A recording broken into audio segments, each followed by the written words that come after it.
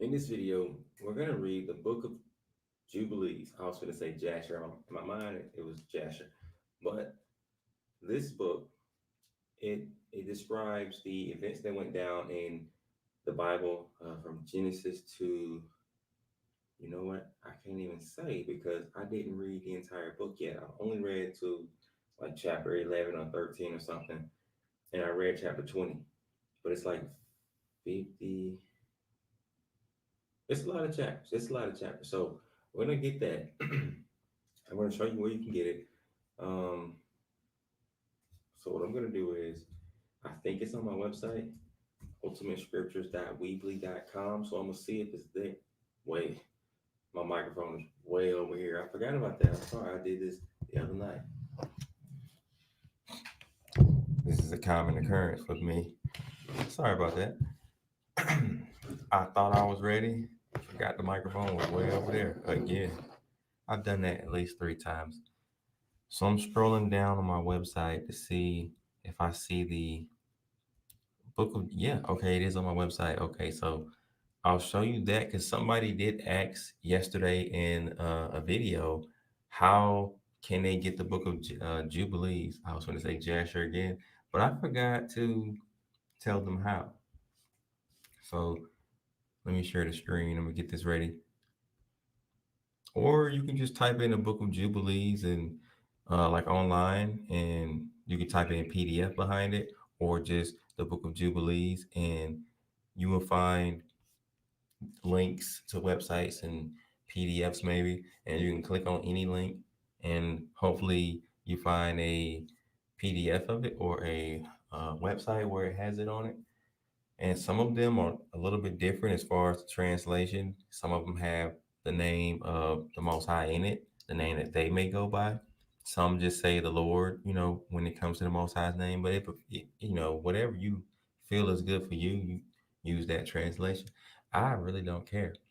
It's nice to see the Most High's name in there, but I don't care. So we just gonna read the one that I have. So this is my website. This is the PDF section of it. And you can see right here it says the Book of Jubilees. I hope y'all can see that. Let me make sure y'all can see that. Okay, yeah, y'all can see it. Okay, cool.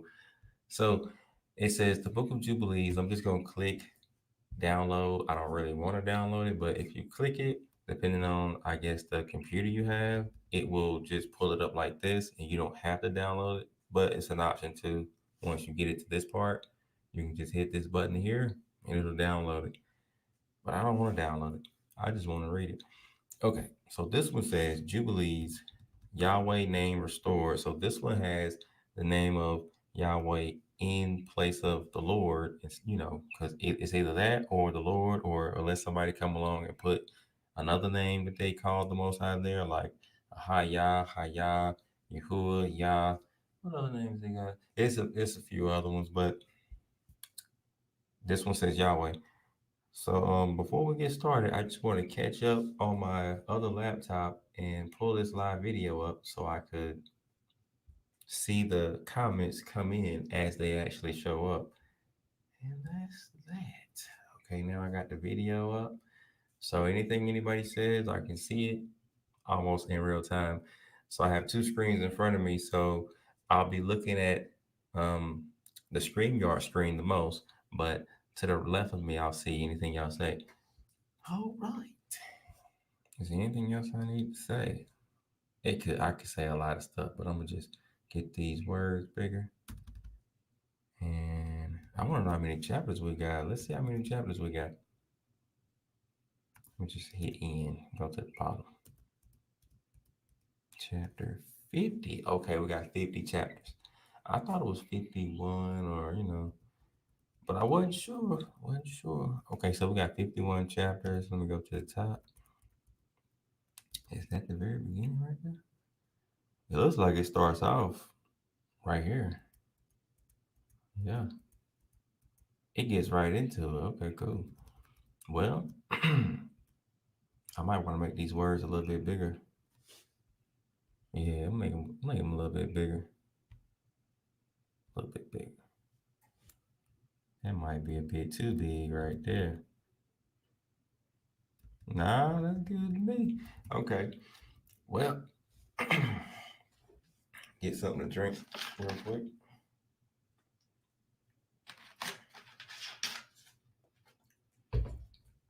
Hmm.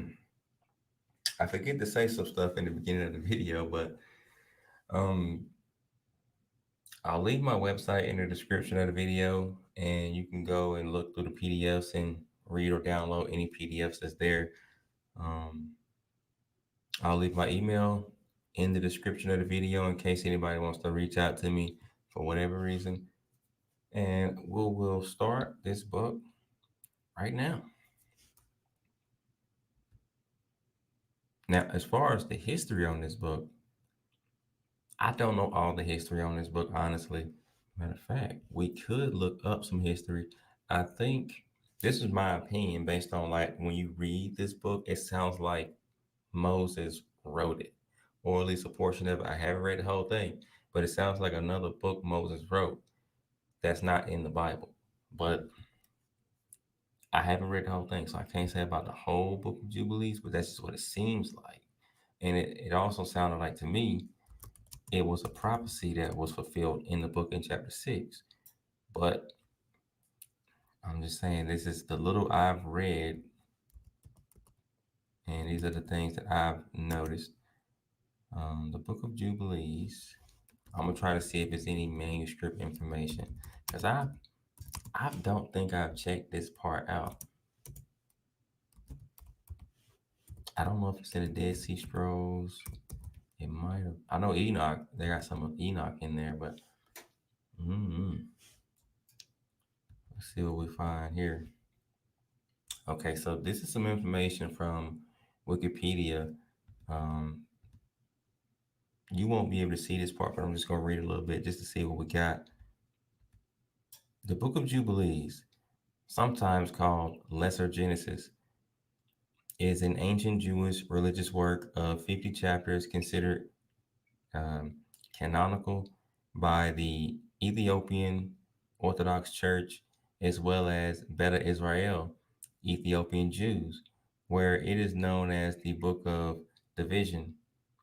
Jubilees is considered one. Where's the manuscripts at? That's what I want to know. Okay, I see it's getting into some Dead Sea Scrolls a little bit. So let me read this, and it's going to get into some stuff that I think I want to know. Maybe you all want to know. So let me finish reading it. It says Jubilees is considered one of the Pseudo Figrapha by Protestant, which is what we have over here in America. And then it says, let me read that again and keep going. Jubilees is considered one of the Pseudo Figrapha by Protestant, Roman Catholic, and Eastern Orthodox churches. It is also not considered canonical with Judaism outside of Beta Israel. It was well known to early Christians as evidenced by the writings of Epiphanes. Man, I want y'all to see this. Hold on. I want y'all to see these names. I'm going to stop the screen and share that screen. Because it got good. It just got good. So I want y'all to see it. Hold on. Let me share that screen. I didn't know it was going to get that good, y'all. I was just going to read it and then go back to the book and then start reading it. But it was good. It was good. So, okay. So this is the part I was reading right here. It says, dang, I ain't want to highlight all that. Get out of the way. Goodness, I'm just trying to highlight the part I'm reading. All this stuff popping up. Anyway, it says it was well known to early Christians as evidenced by the writings of Epiphanes, Justin Martyr, Origen, Diodorus of Tarsus, Isidore of Alexandria, which I never heard of. Man, I need something to drink, and I just got something to drink. I'm having some trouble. Where we at? Isidore of Seville. Never seen this word. Let's see how I'm gonna say this. It looks like yut, yutty. It looks like that. I'm gonna say it like that too. Yutty.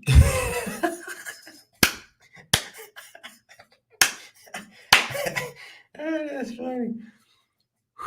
Man, okay. I'm making myself laugh. Like I'm just pronouncing the first four letters. Yutty. I'm gonna just say that for sure. I could say the whole thing, but I want to be funny. So I'm gonna just say Yudi of Alexandria, John Malalas. I'm still kind of laughing at myself. George. Oh man. Whew. We got two Georges, by the way.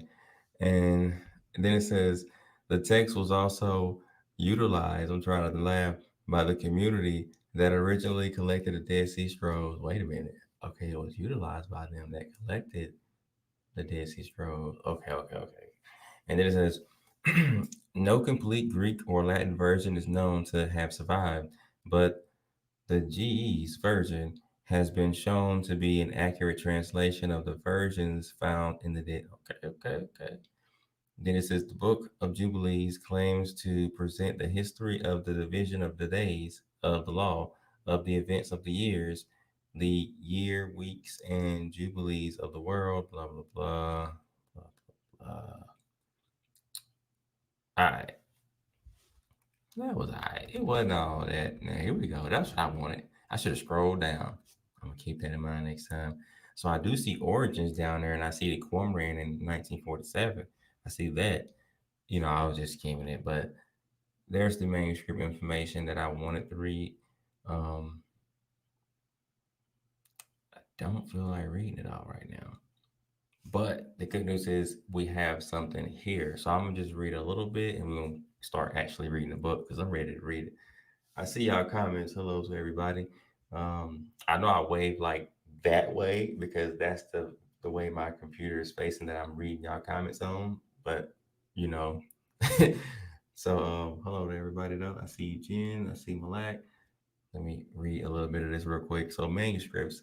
Until the discovery of extensive fragments among the Dead Sea Scrolls, the only surviving manuscripts of Jubilees were four complete. Okay, we still have some. Okay, cool. The only surviving manuscripts of Jubilees were four complete GEs, texts dating to the 15th and 16th centuries. Okay, okay. And several, by the way, that's the only around that timeline, the 15th and 16th century. That's around the time that our surviving manuscript of the Book of Jasher is. It's around that same time. We don't have anything older than that, but what that I know of. But anyway, it says in several quotations by the church fathers, such as Epiphanes, Justin Martyr, Origen, as well as Diodorus of Tars. Oh, all these names again. Okay, anyway. And then it says there is also a preserved fragment of a Latin translation of the Greek that contains about a quarter of the whole work.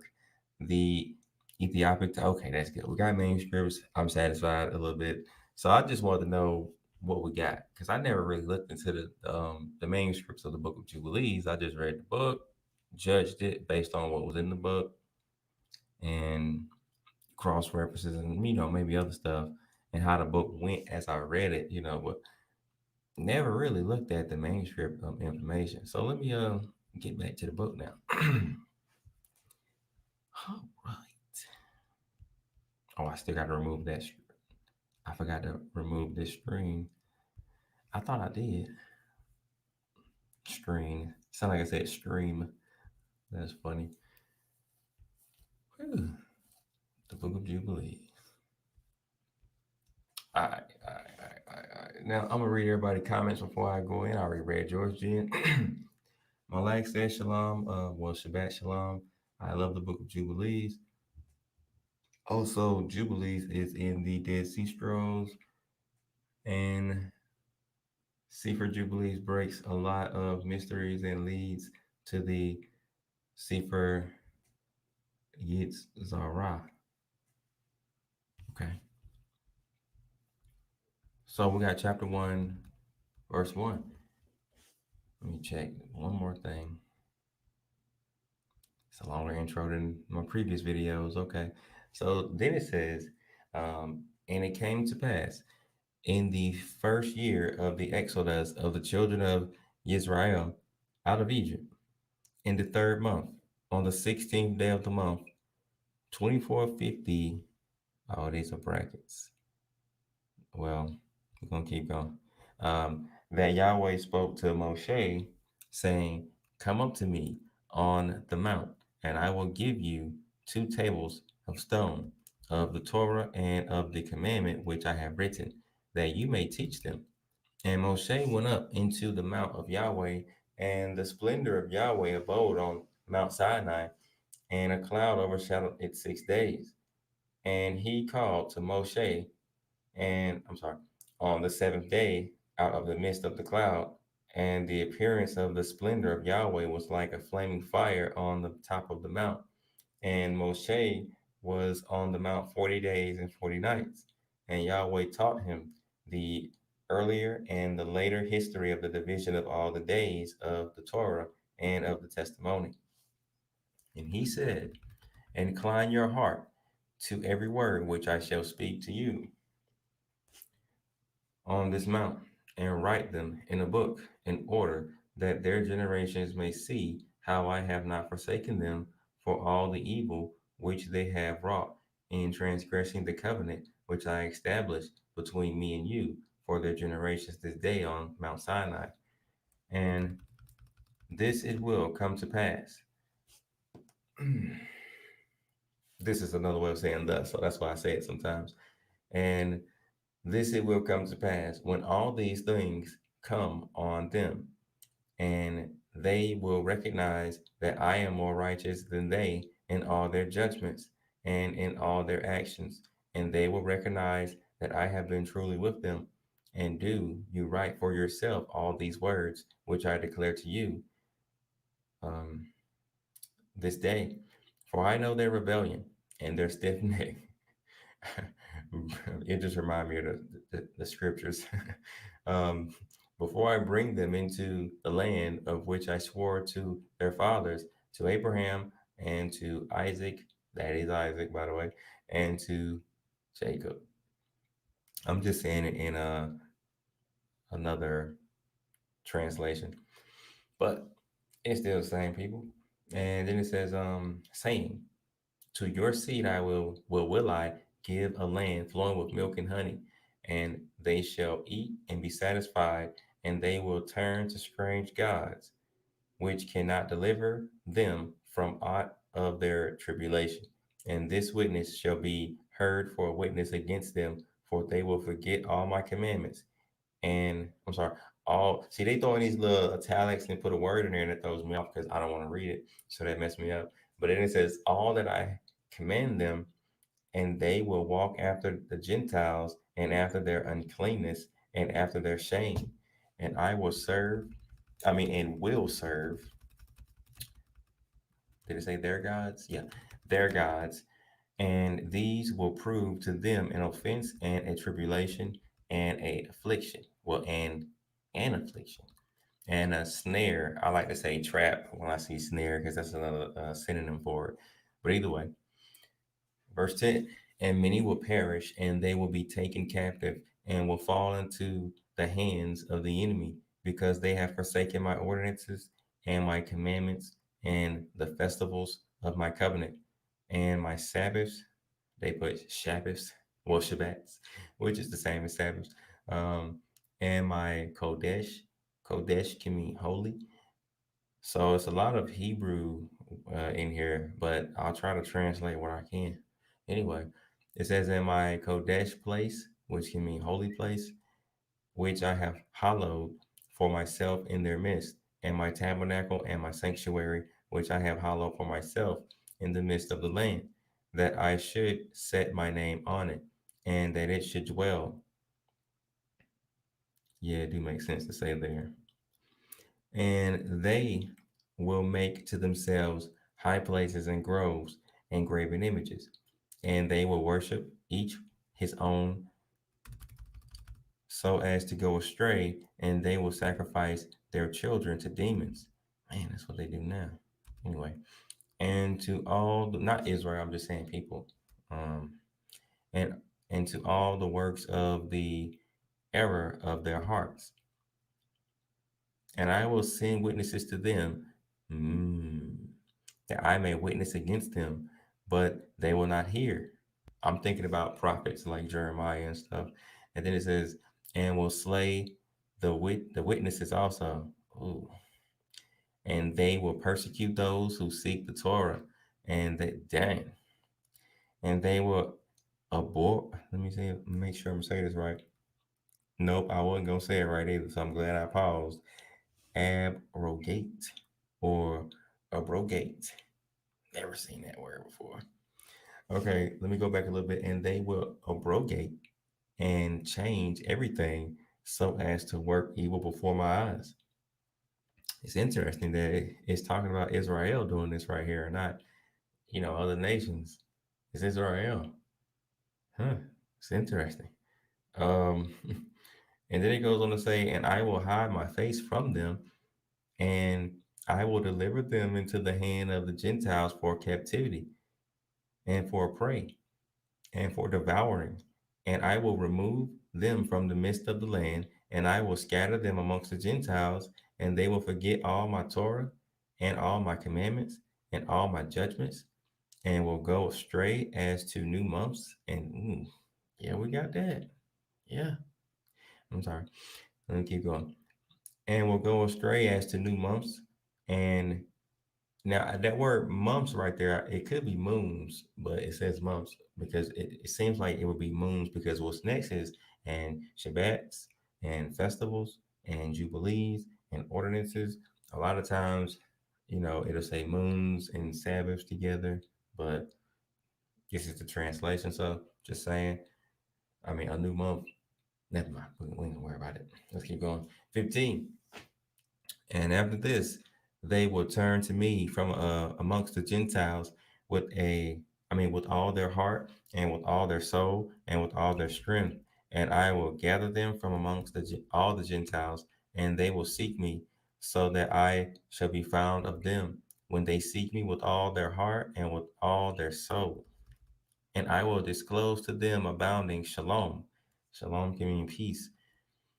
It can mean a lot of other stuff too, but it could mean peace for this one right here. So it says in 16, I will disclose to them abounding shalom with righteousness, and I will remove them the plant of uprightness with all my heart and with all my soul, and they shall be for blessing and not for a curse. Ooh.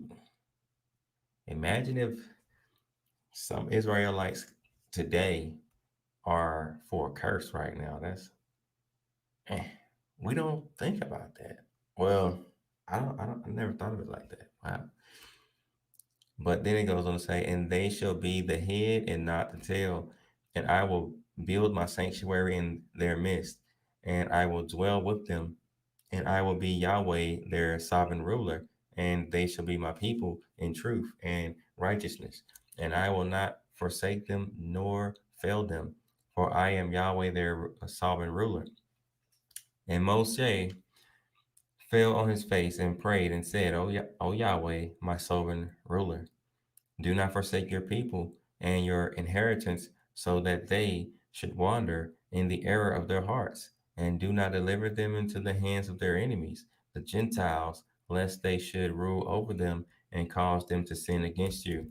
Let your mercy, O Yahweh, be lifted up upon your people, and create in them an upright spirit, and let not the spirit of Belial, which is another name for the devil, rule over them to accuse them before you, and to ensnare or entrap them from all the paths of righteousness, so that they may perish from before your face.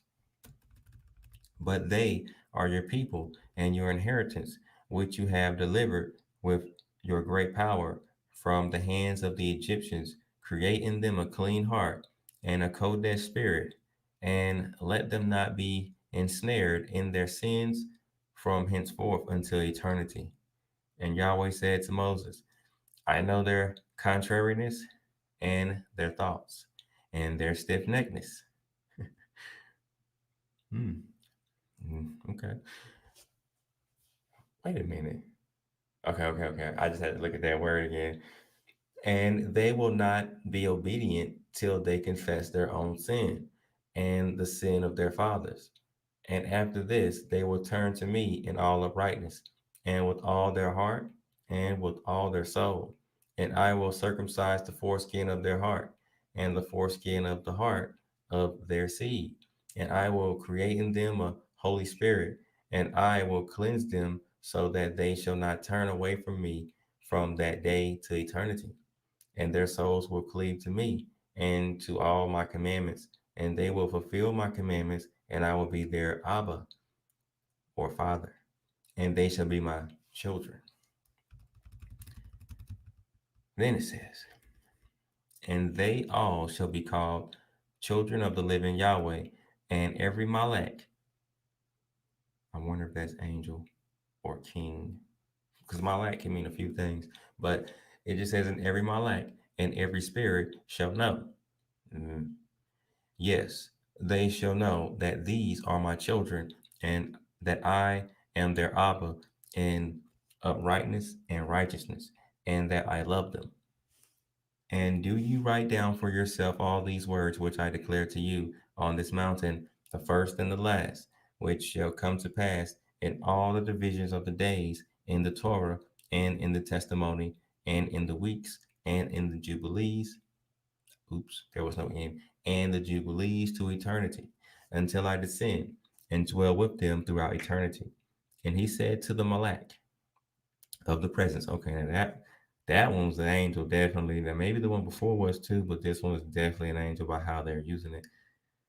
Okay, and then it says, "Right for Moses."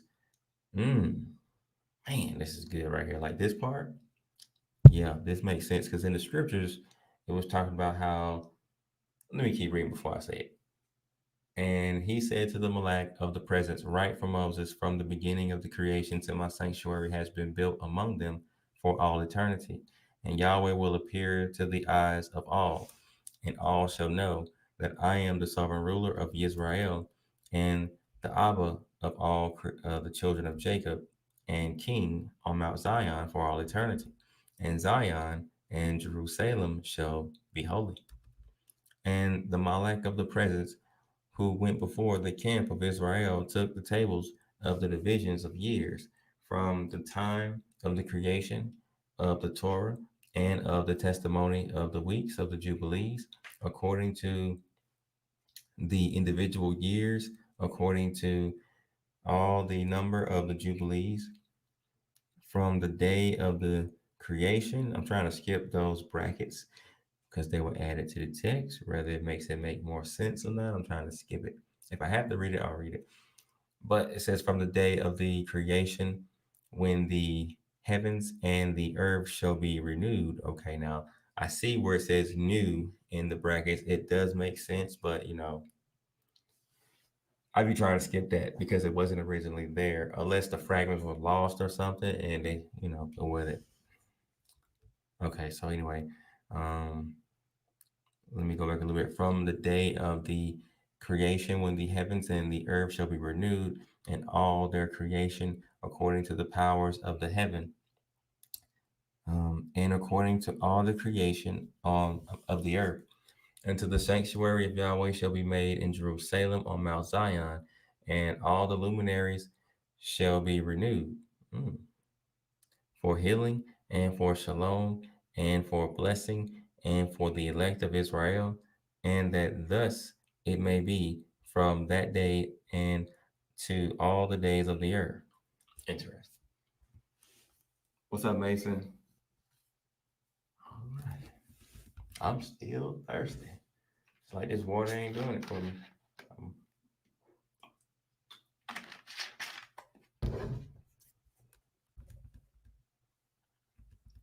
mm. Chapter 2, verse 1. And the angel of the presence spoke to Moses according to the word of Yahweh, saying, write the complete history of the creation, how in 6 days. Ooh, I like this part.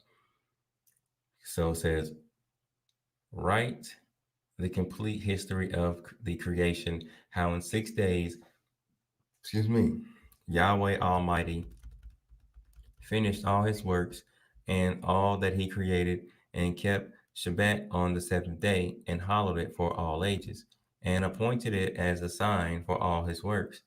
For on the first day he created the heavens, which are above, and the earth, and the waters, and all the spirits which serve before him, the Malachim of the presence, and the Malachim of sanctification, and the malachim of the spirit of fire, and the malachim of the spirit of the winds, and the malachim of the spirit of the clouds, and of darkness, and of snow, and of hail, and of hoarfrost, and of the malachim of the voices, and of the thunder, and of the lightning, and of the malachim of the spirits, of cold and of heat, and of winter, and of spring, and of the autumn, and of the summer, well, just of summer, and of all the spirits of his creatures which are in the heavens and on the earth. He created the abysses and the darkness, eventide and night, and the light, dawn and day, which he has prepared in the knowledge of his heart. And thereupon we saw his works, and praised him, and lauded before him on account of all his works.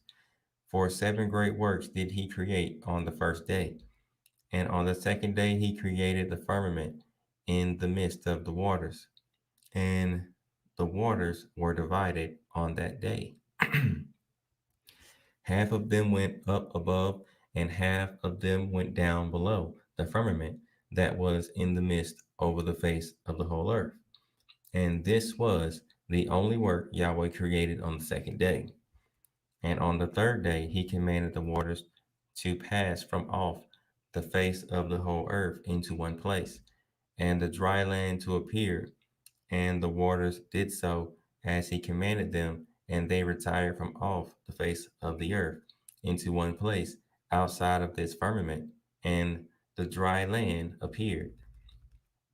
And on that day he created for them all the seas according to their separate gathering places, and all the rivers, and they gathered the waters in the mountains, and on all the earth, and all the lakes, and all the dew of the earth, and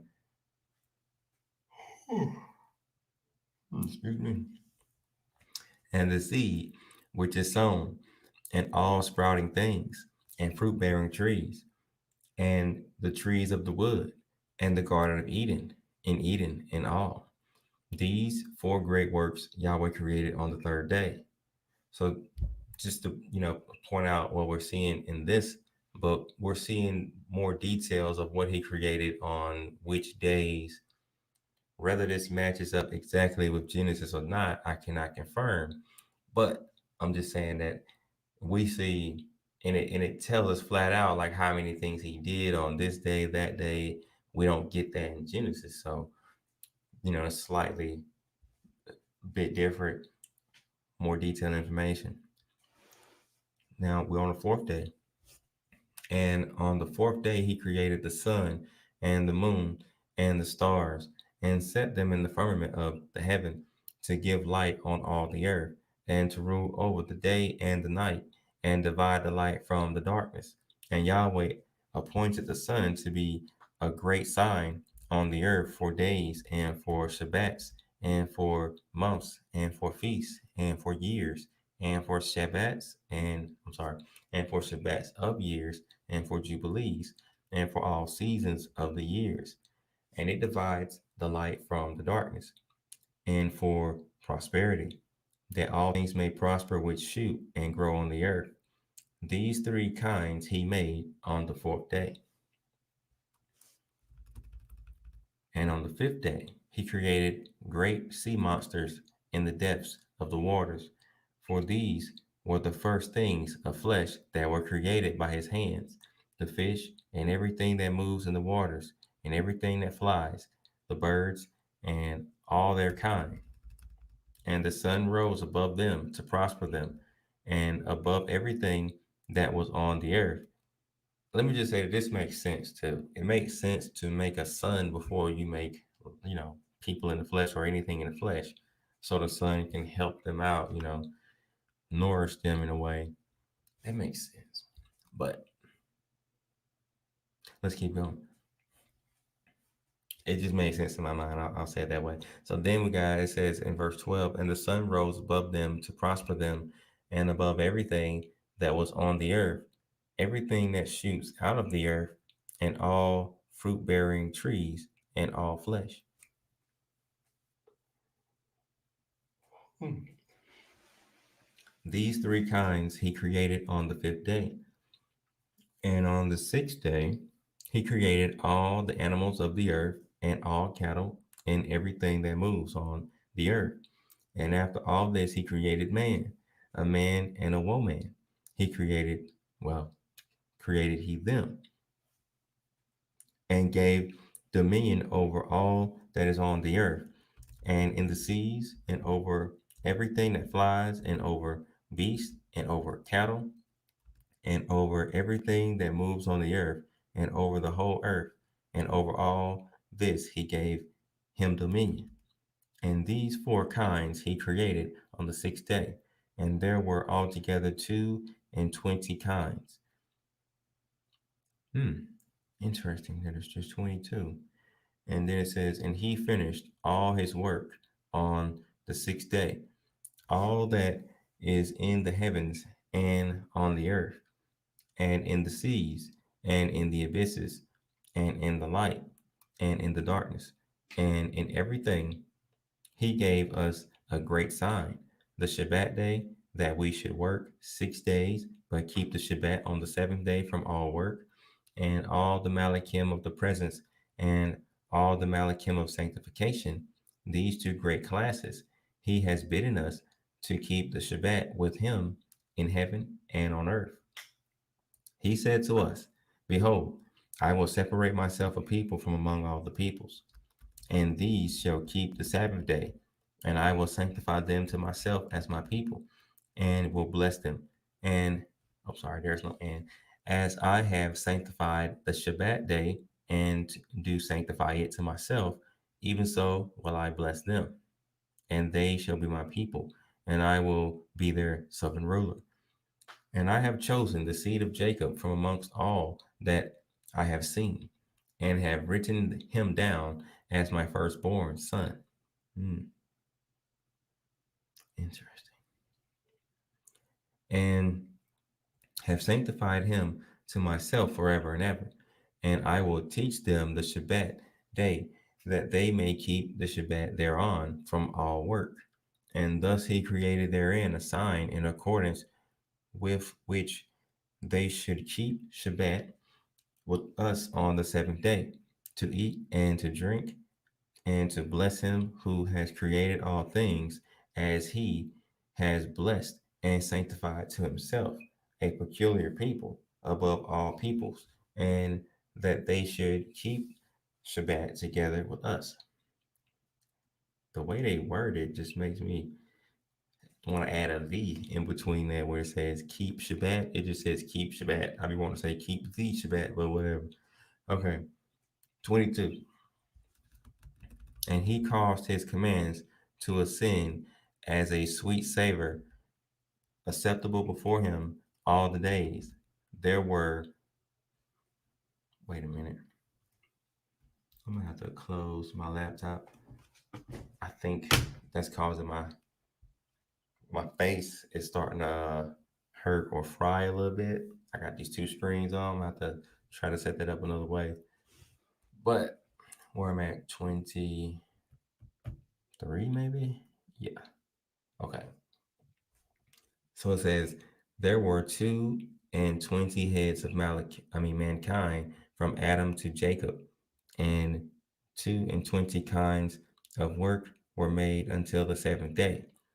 This is blessed and holy, and the former also is blessed and holy. And this one serves with that one for sanctification and blessing. And to this, Jacob and his seed, it was granted that they should always be blessed and holy ones of the first testimony in Torah, even as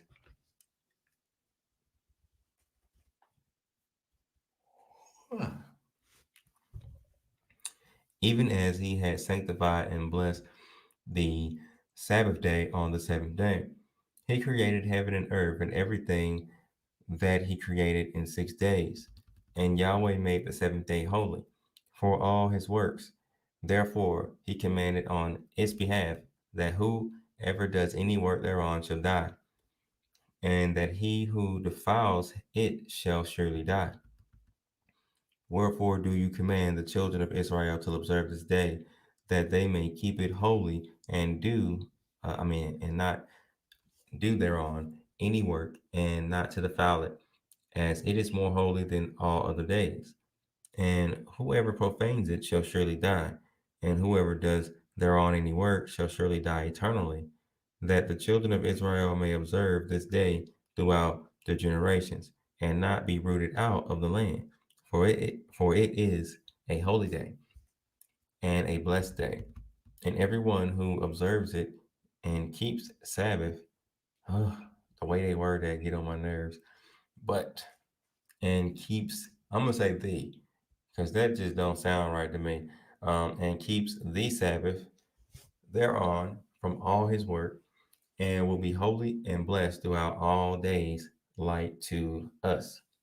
Declare and say to the children of Israel the Torah of this day, both that they should keep the Sabbath thereon, and that they should not forsake it in the error of their hearts, and that it is not lawful to do any work thereon which is unseemly, to do thereon, I'm just making sure I'm reading this right, to do thereon their own pleasure, and that they should not prepare thereon anything to be eaten or drunk, and that it is not lawful to draw water or bring in or take out thereon through their gates any burden which they had not prepared for themselves on the sixth day in their dwellings. That's deep.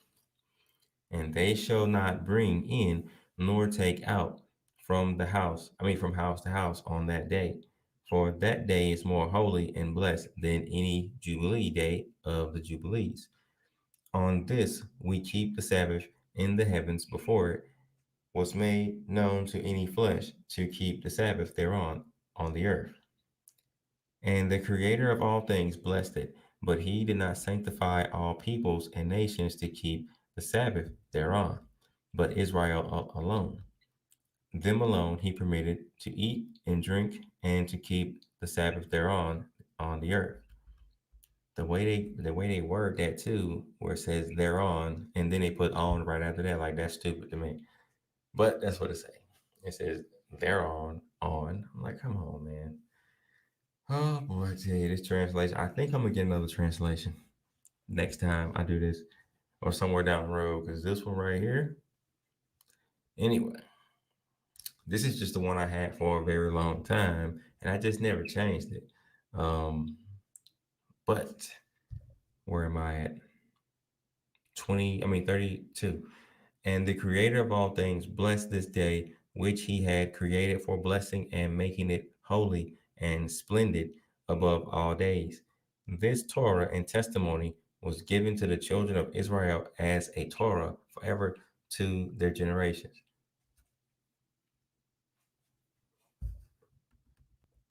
Hmm. Mhm. And on the sixth day, well, my bad. And on the 6 days of the second week, we brought, according to the word of Yahweh, to Adam all the beasts, and all the cattle, and all the birds, and everything that moves on the earth, and everything that moves in the water, according to their kinds, and according to their types. The beast on the first day, the cattle on the second day, the birds on the third day, and all that which moves on the earth on the fourth day, and that which moves in the water on the fifth day.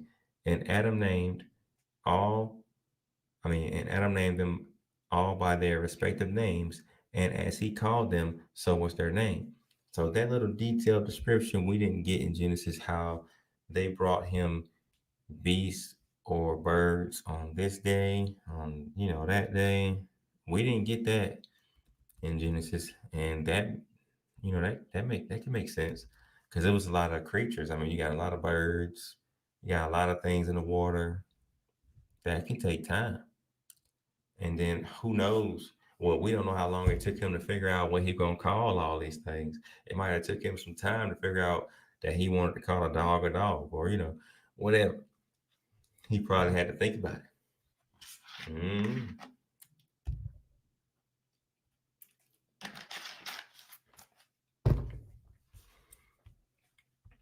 okay. Verse 3. And on these 5 days, Adam saw all these, male and female, according to every kind that was on the earth. But he was alone and found no helpmeet for him. And Yahweh said to us, it is not good. Genesis 2:18. That's the cross reference. And then it says, and Yahweh said to us, it is not good that the man should be alone. Let us make a helpmeet for him. And Yahweh, our sovereign ruler, caused the deep sleep to fall on Adam. Well, it says on him. And he slept. And he took for the woman one rib from amongst his ribs. And this rib was the origin of the woman from amongst his ribs. Excuse me, I hope I read it right. From amongst his ribs. And he built up the flesh in its stead and built the woman. This reminds me of the way the book of Jasher words it. And then it says, and he, I think it's Jasher 1:6, maybe, I don't know, but it's in chapter 1. Verse 6, and he awaked Adam out of his sleep, and on awaking he rose on the 6th day, and he brought her to him, and he knew her, and said to her, this is now bone of my bones and flesh of my flesh. She shall be called my wife, because she was taken from her husband. Therefore shall man and wife be one, and therefore shall a man leave his father and his mother, and cleave to his wife, and they shall be one flesh. In the first week was Adam created, and the rib his wife. In the second week he showed her to him, and for this reason the commandment was given to keep in their defilement. For a male 7 days, and for a woman twice 7 days. And after Adam had completed 40 days in the land where he had been created, we brought him into the Garden of Eden to till it. To till and keep it. But his wife they brought in on the 80th day, and after this she entered into the Garden of Eden. And for this reason, the commandment is written on the heavenly tablets in regard to her that gives birth. If she bears a male, she shall remain in her uncleanness 7 days, according to the first week of days. And 30 and 3 days shall she remain in the blood of her purifying. And she shall not touch any holy thing, nor enter into the sanctuary until she accomplishes these days, which are enjoined in the cause of a male child. But in the cause of a female child, she shall remain in her uncleanness 2 weeks of days, according to the first 2 weeks, and 66 days in the blood of her purification. And they will be in all 80 days. And when she, okay, I got it.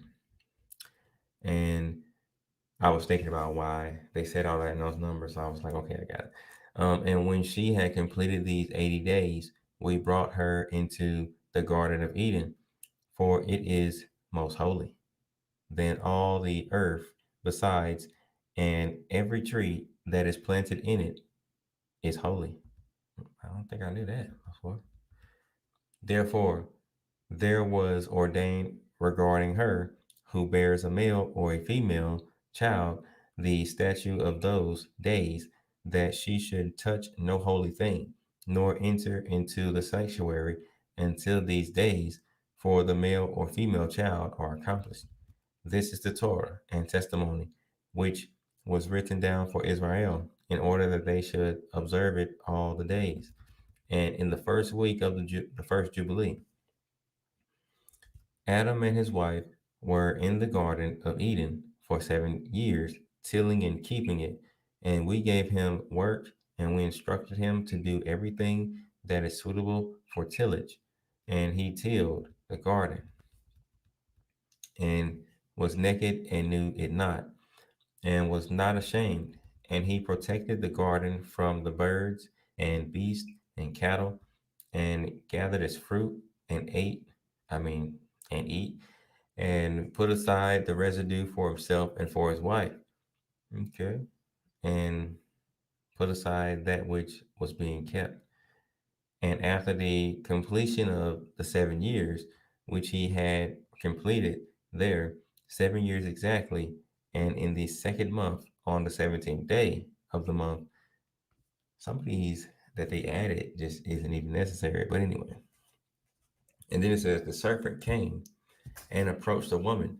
And the serpent said to the woman, has Yahweh commanded you, saying, you shall not eat of every tree of the garden?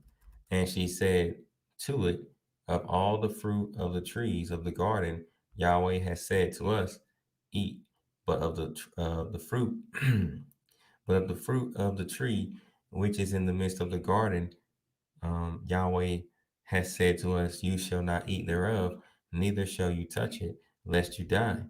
And the serpent said to the woman, you shall not surely die, for Yahweh does not, for Yahweh does know that on the day you shall eat thereof, your eyes will be opened, and you will be as gods, and you will know good and evil. And the woman saw the tree, that it was agreeable and pleasant to the eye, and that its fruit was good for food. And she took therefore and eat. I think that should be eight, but whatever. And when, and when she had first covered her shame with fig leaves, she gave thereof. Hmm, that's an interesting verse right there. But let's keep going. It says she gave thereof to Adam, and he eat. I'm gonna just say ate when it makes sense, because right here, okay, So if y'all see eat and I say ate, because it makes sense to say ate, I'm gonna say ate. Okay. All right.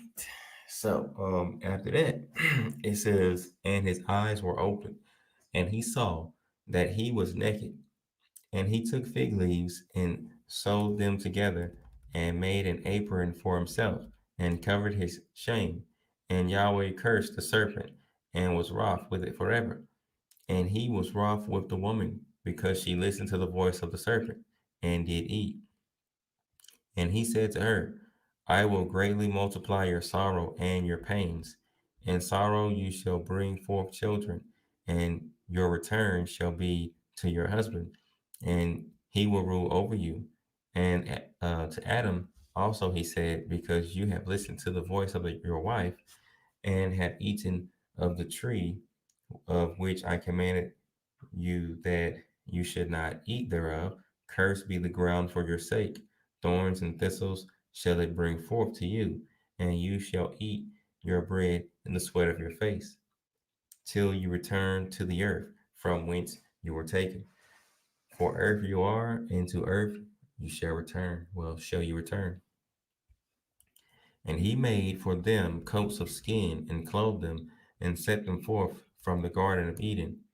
And on that day on which Adam went forth from the garden, he offered as a sweet savor an offering frankincense, galbanum, and stanked, however you say that, and spices in the morning with the rising of the sun, from the day when he covered his shame. And on that day was closed the mouth of all beasts, and of cattle, and of birds, and of whatever walks, and of whatever moves, so that they could no longer speak, for they had all spoken one with another, with one lip, and with one tongue. And he sent out of the garden of Eden all flesh that was in the garden of Eden, and all flesh was scattered according to its kinds, and according to its types, to the places which had been created for them.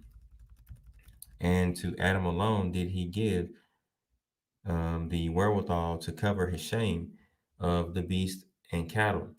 On this account, it is prescribed on the heavenly tablets, as touching all those who know the judgment of the Torah, that they should cover their shame, and should not uncover themselves, as the Gentiles uncover themselves, And on the new month of the fourth month, Adam and his wife went forth from the Garden of Eden, and they dwelt in the land of Elda, in the land of their creation. And Adam called the name of his wife Eve, and they had no son till the first Jubilee. And after this he knew her.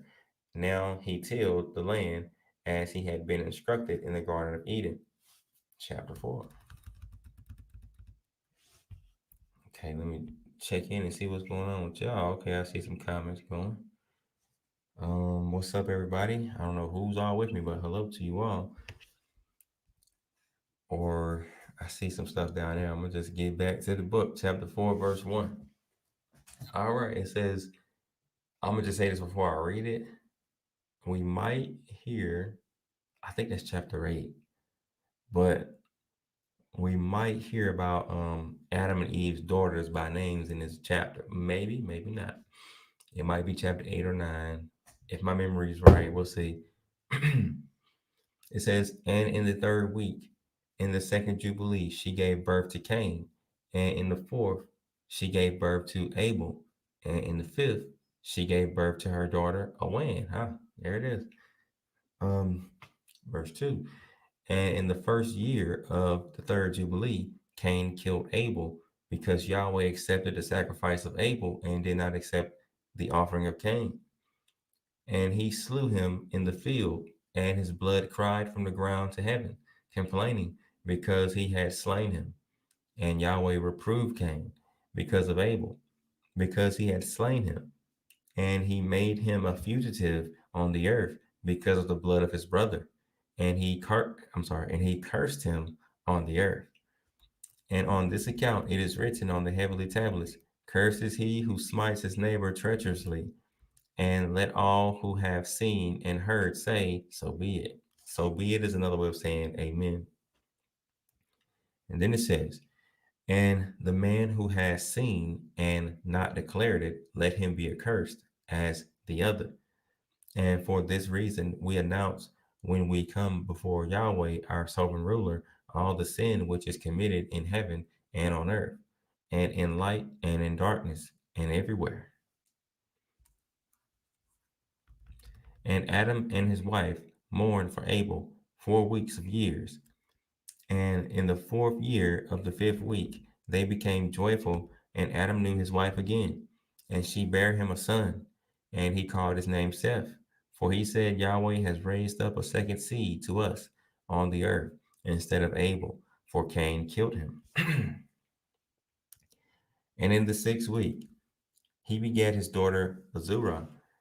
And Cain took Awan, his sister, to be his wife, and she bare him Enoch at the close of the fourth Jubilee. And so this is going along with chapter 4 in Genesis. You know, if you read the genealogy.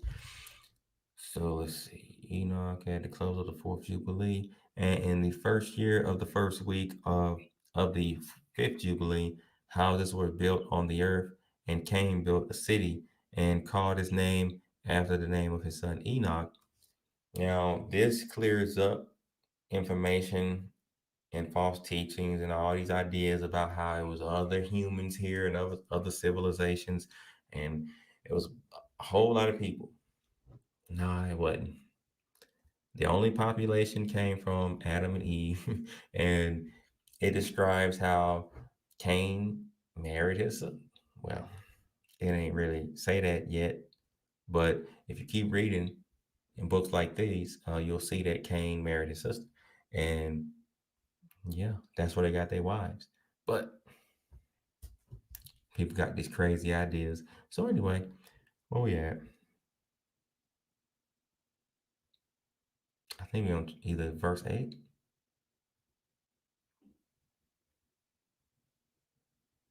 I think we're on verse 9. Because I remember reading Azura's name. Oh no, I read that already. Wow, actually verse 9 even said it. Okay, I must have read that super fast because it says that Cain took Awan, his sister, to be his wife. And she bare him Enoch. I remember reading that, but I must have read that so fast. But anyway, damn. Well, there it is. It's right there. A lot of things are happening so fast, I'm telling you. Okay. So I remember sharing that in the video in the past, but people still don't believe it. Oh well. Um, did I read the whole verse? I think I did. 10. I'm going to start at 10. It says, and Adam knew Eve, his wife, and she bare yet 9 sons. And in the 5th week of the 5th Jubilee, Seth took Azurah, his sister, to be his wife. And in the 4th year of the 6th week, she bare him Enos. This is the righteous line from Genesis 5. And it says in verse 12, he began to call on the name of Yahweh on the earth. And in the 7th Jubilee, in the 3rd week, Enos took Noam, his sister, to be his wife. And she bare him a son in the 3rd year of the 5th Jubilee, week. And he called his name Kenan. And at the close of the 8th Jubilee, Kenan took Muah-lelith, his sister, to be his wife, and she bare him a son in the 9th Jubilee, in the 1st week, in the 3rd year of this week, and he called his name Mahalalel. And in the 2nd week of the 10th Jubilee, Mahalalel took to him to wife Dinah, the daughter of Berechiel, the daughter of his father's brother, and she bare him a son in the 3rd week of the 6th year, and he called his name Jared, for in his days the Malachim of Yahweh descended on the earth. Malachim can mean angels, depending on how the context is going, but right here it's definitely angels. This is also probably said in the book of Enoch, 1 Enoch. It kind of cross references with Genesis 6, 1 through 4, but it doesn't word it exactly like this. So, anyway, it says, for in his days the Malachim of Yahweh descended on the earth, those who are named the watchers, that they should instruct the children of men, and that they should do judgment and uprightness on the earth. Huh. Okay. Let me just process that real quick. Let me read it again. For in his days the Malachim of Yahweh descended on the earth, those who are named the watchers, that they should instruct the children of men, that they should do judgment and uprightness on the earth. Okay. That's what I thought. That's what I thought. So right here it makes it sound like those watchers was supposed to do good, but that didn't happen. At least it didn't happen for long. Let's keep reading. And in the 11th Jubilee, because that's what the movies try to portray too. They try to make it sound like these watchers. Like if you ever seen the movie Noah, I think 2015 movie, I think it's one of those movies from 2015 about the Bible. They screwed up. They tried to make it sound like Methuselah, the son of Enoch, was. Did they make it sound like he was wicked? They tried to make it seem like he was wicked and was working with the Nephilim. That's not how it went. At least the majority of the books I read, and that's not how it went. If you watch that movie and then you read, these books, it was a trip. It was a trip. Yeah, they. Anyway, so let's keep going though. Verse 16. It says, and in the 11th Jubilee, Jared took to himself a wife, and her name was Berakah, the daughter of Rasujal, a daughter of his father's brother, in the 4th week of this Jubilee. And she bare him a son in the 5th week, in the 4th year of the Jubilee. And he called his name Enoch. This is the righteous Enoch that we read about in the book of Enoch. Verse 17.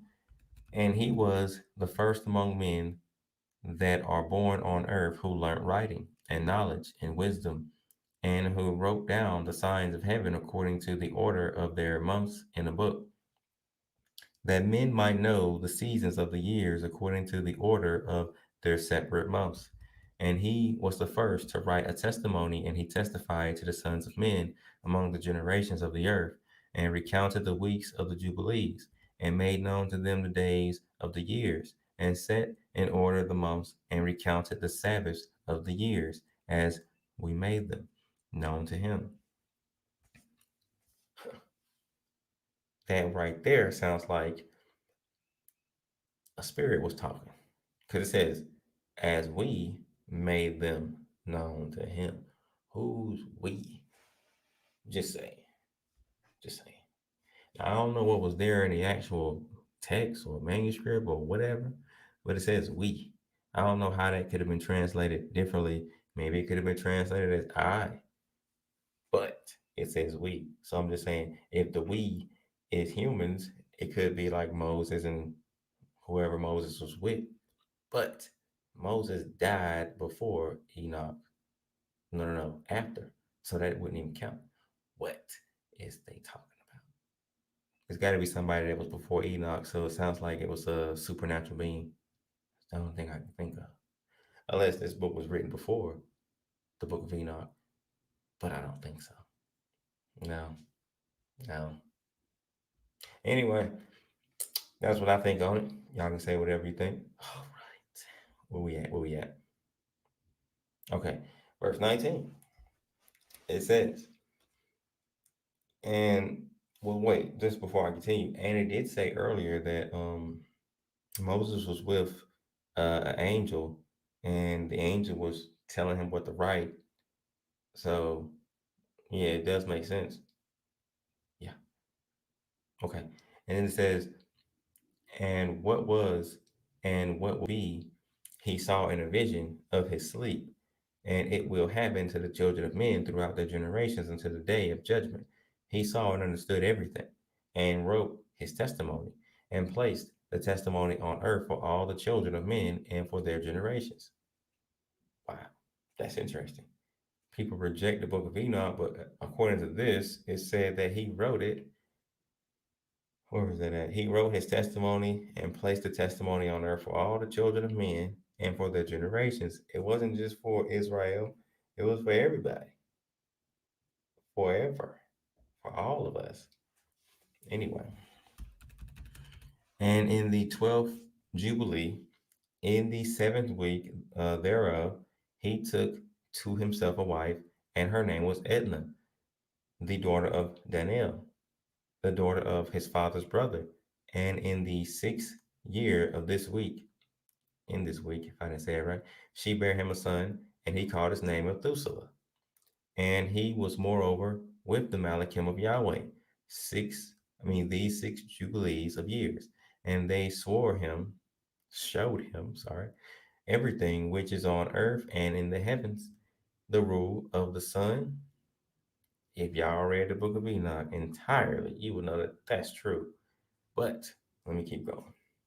It says, and they showed him everything which is on the earth and in the heavens, the rule of the sun. And he wrote, hold on, I gotta stop. I gotta stop because I'm thinking, I don't know when this was written, but whoever wrote it, they have information about the book of Enoch. So the book of Enoch was before it, and whoever wrote this came after it. Now it's saying that Moses, is in play. This is around the time of, the Exodus in Egypt and everything. So that's the timeline we get. But, and it's also saying that Moses was told to write things down. But I'm thinking, because it was just saying, it said, and moreover, in 21, it says, and he was moreover with the Malachim of Yahweh. In other words, angels of Yahweh, these 6 jubilees of years, and they showed him everything which is on earth and in the heavens, the rule of the sun, and he wrote down everything. For some reason, that's just deep to me. It reminds me of other books I read where they testify of the book of Enoch being there. The testaments of the 12 patriarchs, 6 of the sons of Jacob say they got information from the book of Enoch.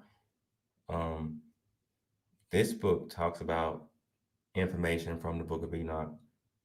Jude in the New Testament talks about information from the book of Enoch, not directly quoting it, but Jude does quote Enoch. Jude says Enoch prophesies of a certain, of certain things, and Jude quoted almost word for word what Enoch said, which came from Enoch's first book.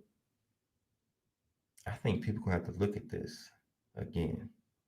Like the Book of Enoch based on all this. I'm gonna have to put together some stuff because it's a lot. It's a lot.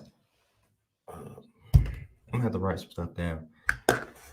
That's a lot. I didn't expect to be getting up on camera. I was trying not to do it, but whatever. Where my book at? I put my stuff somewhere. Oh, here we go. I tried to get dressed in a way that I'm actually gonna chill today. That's why I was like, hoping I'm not gonna get up in the video, but whatever. I rarely just wear a long sleeve like this, but I'm chilling. And I actually look like I'm chilling. That's funny.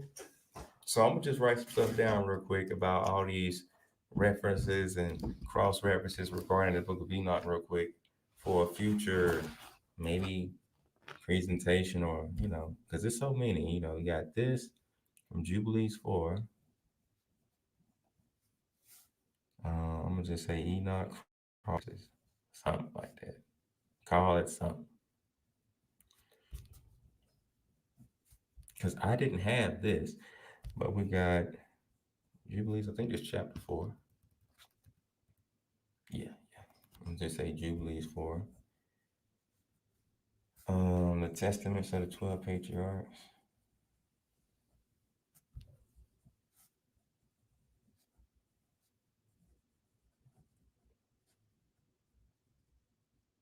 What else? Jude. Jude only got one chapter, so but it's like verses 13 through 15. Who else we got? Does Jasher talk about it? Jasher does, but I don't know if Jasher does in a way like this does. Like this one was different. Anybody else that I can think of? The same Gospel of Peace references?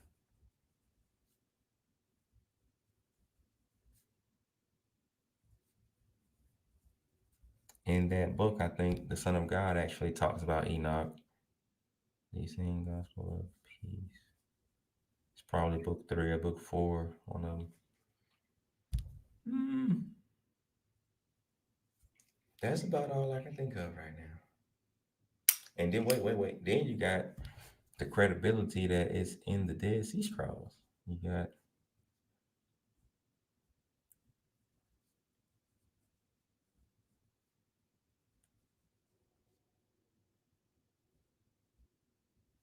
I guess the question becomes, why don't they accept the Book of Enoch? I guess that's what, and I can see, like, from the things that's in it, the falling angels. What else they don't like? People don't agree with how tall he said the angels were. I mean, the Nephilim were. Just stuff that I really don't care about. Well, that part I don't care. I don't care how tall they was. It don't matter to me. Mm-mm. I should ask people a question. Let me know if y'all think this is a good idea. I'm gonna say this and keep reading. Do you think I should ask people, why don't you accept the Book of Enoch, or believe the Book of Enoch, or believe in it? Take it as genuine or holy, or one of the holy books, however it should be worded. But let me know if you think I should say it, because I can make a little poll or survey and ask people and see what they say, so we can get a lot of information. Because I'm curious. Of all this stuff I'm hearing and reading about the Book of Enoch, that's one of the most talked about books. It seems like we read. I'm gonna just say, like, out of all of us, we read it with the Old New Testament Apocrypha and all these other books. Like, I read a lot of books, but Enoch, one Enoch is one of the main books that keep popping up from other people's mouths. Like, it's just that popular. I mean, a lot of people talk about that. That's just interesting. No other book, I don't think it's mentioned as much as that. Okay, well, it's just, yeah, I don't know. That's interesting. So, okay, I'm gonna get back to it. Um, I see a lot of y'all comments though. I see some Talmud information. Um, I see somebody said Yahowyada is a good brother. He loves with. thank, thank you. I try to feed my soul, man. This is about the best I've done in a while. This is some of the only reading I do throughout the week. I've been trying to do it, and I ain't did it. So this is helping me out. So Katie says this is not all y'all say. I'm just reading a little bit. Katie says Jasher, First Enoch, Jubilees, yes, the Talmud. I don't have it. I can download it. I probably got to download it somewhere. I wouldn't actually be against reading the Talmud. It's just so many of it. Well, so many of them. You know, that's a never ending. That's just seems like that's just never ending.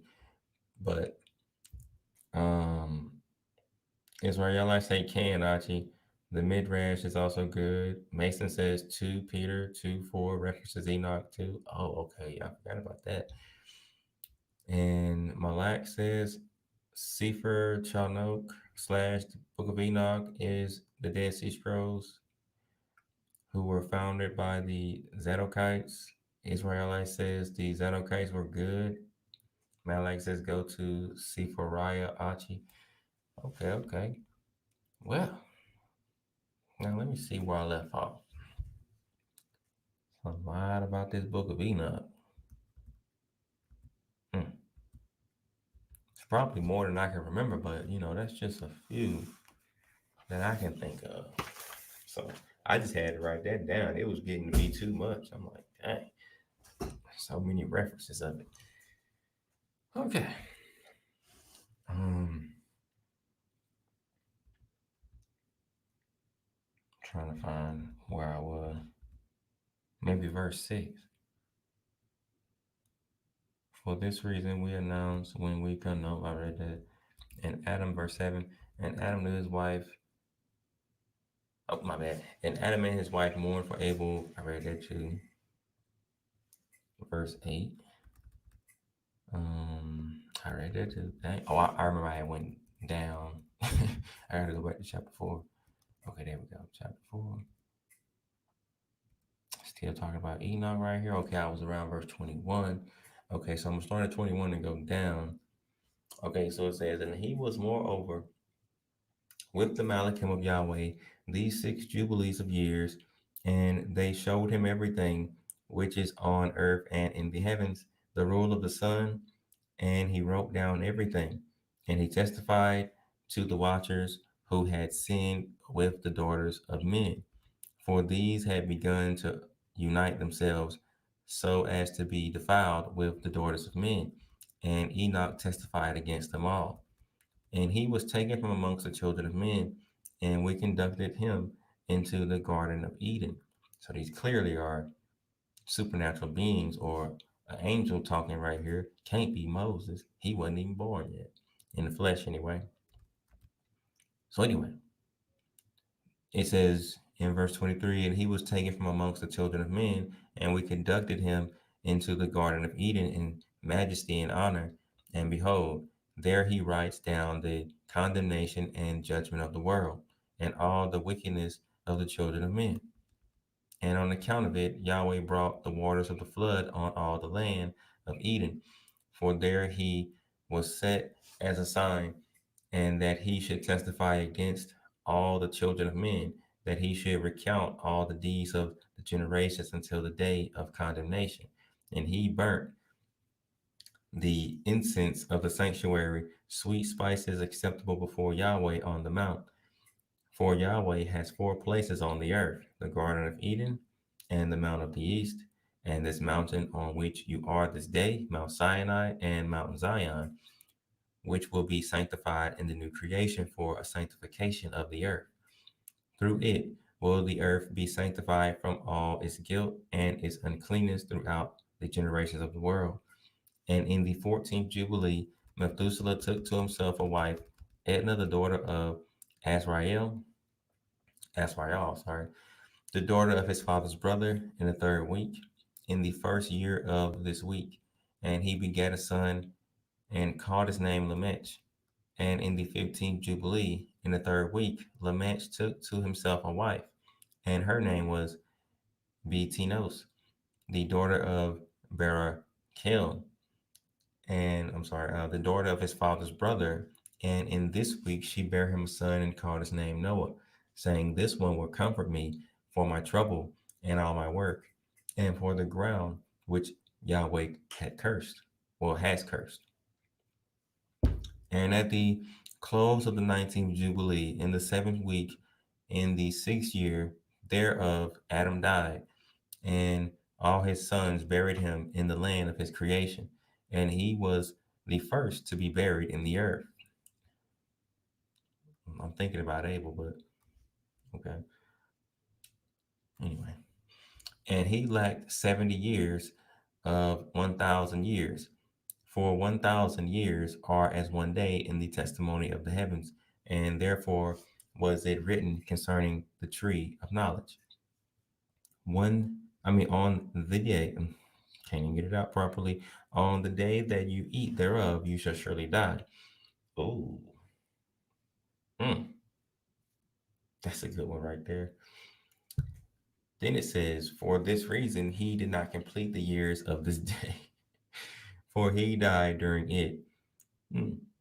At the close of this Jubilee, Cain was killed after him. Man, some people need that knowledge right there. Like this book might not, I can't get it out properly, might not have all truths in it, or it might have some, what you call it, contradictions against other books such as Jasher, maybe the Bible, but I'm not sure about the Bible, but at least Jasher, it goes against it. Um, but that right there can be useful information for people who battle atheists and other people who, or anybody that got questions or needs understanding about when the incident in the Garden of Eden happened and she ate and didn't die exactly like right then that day. That right there can help somebody put nobody talks about that, so that's some useful hidden information right there. Now, 31. At the close of this jubilee, Cain was killed after him in the same year. For his house fell on him. I was speaking about Jasher, and here it is.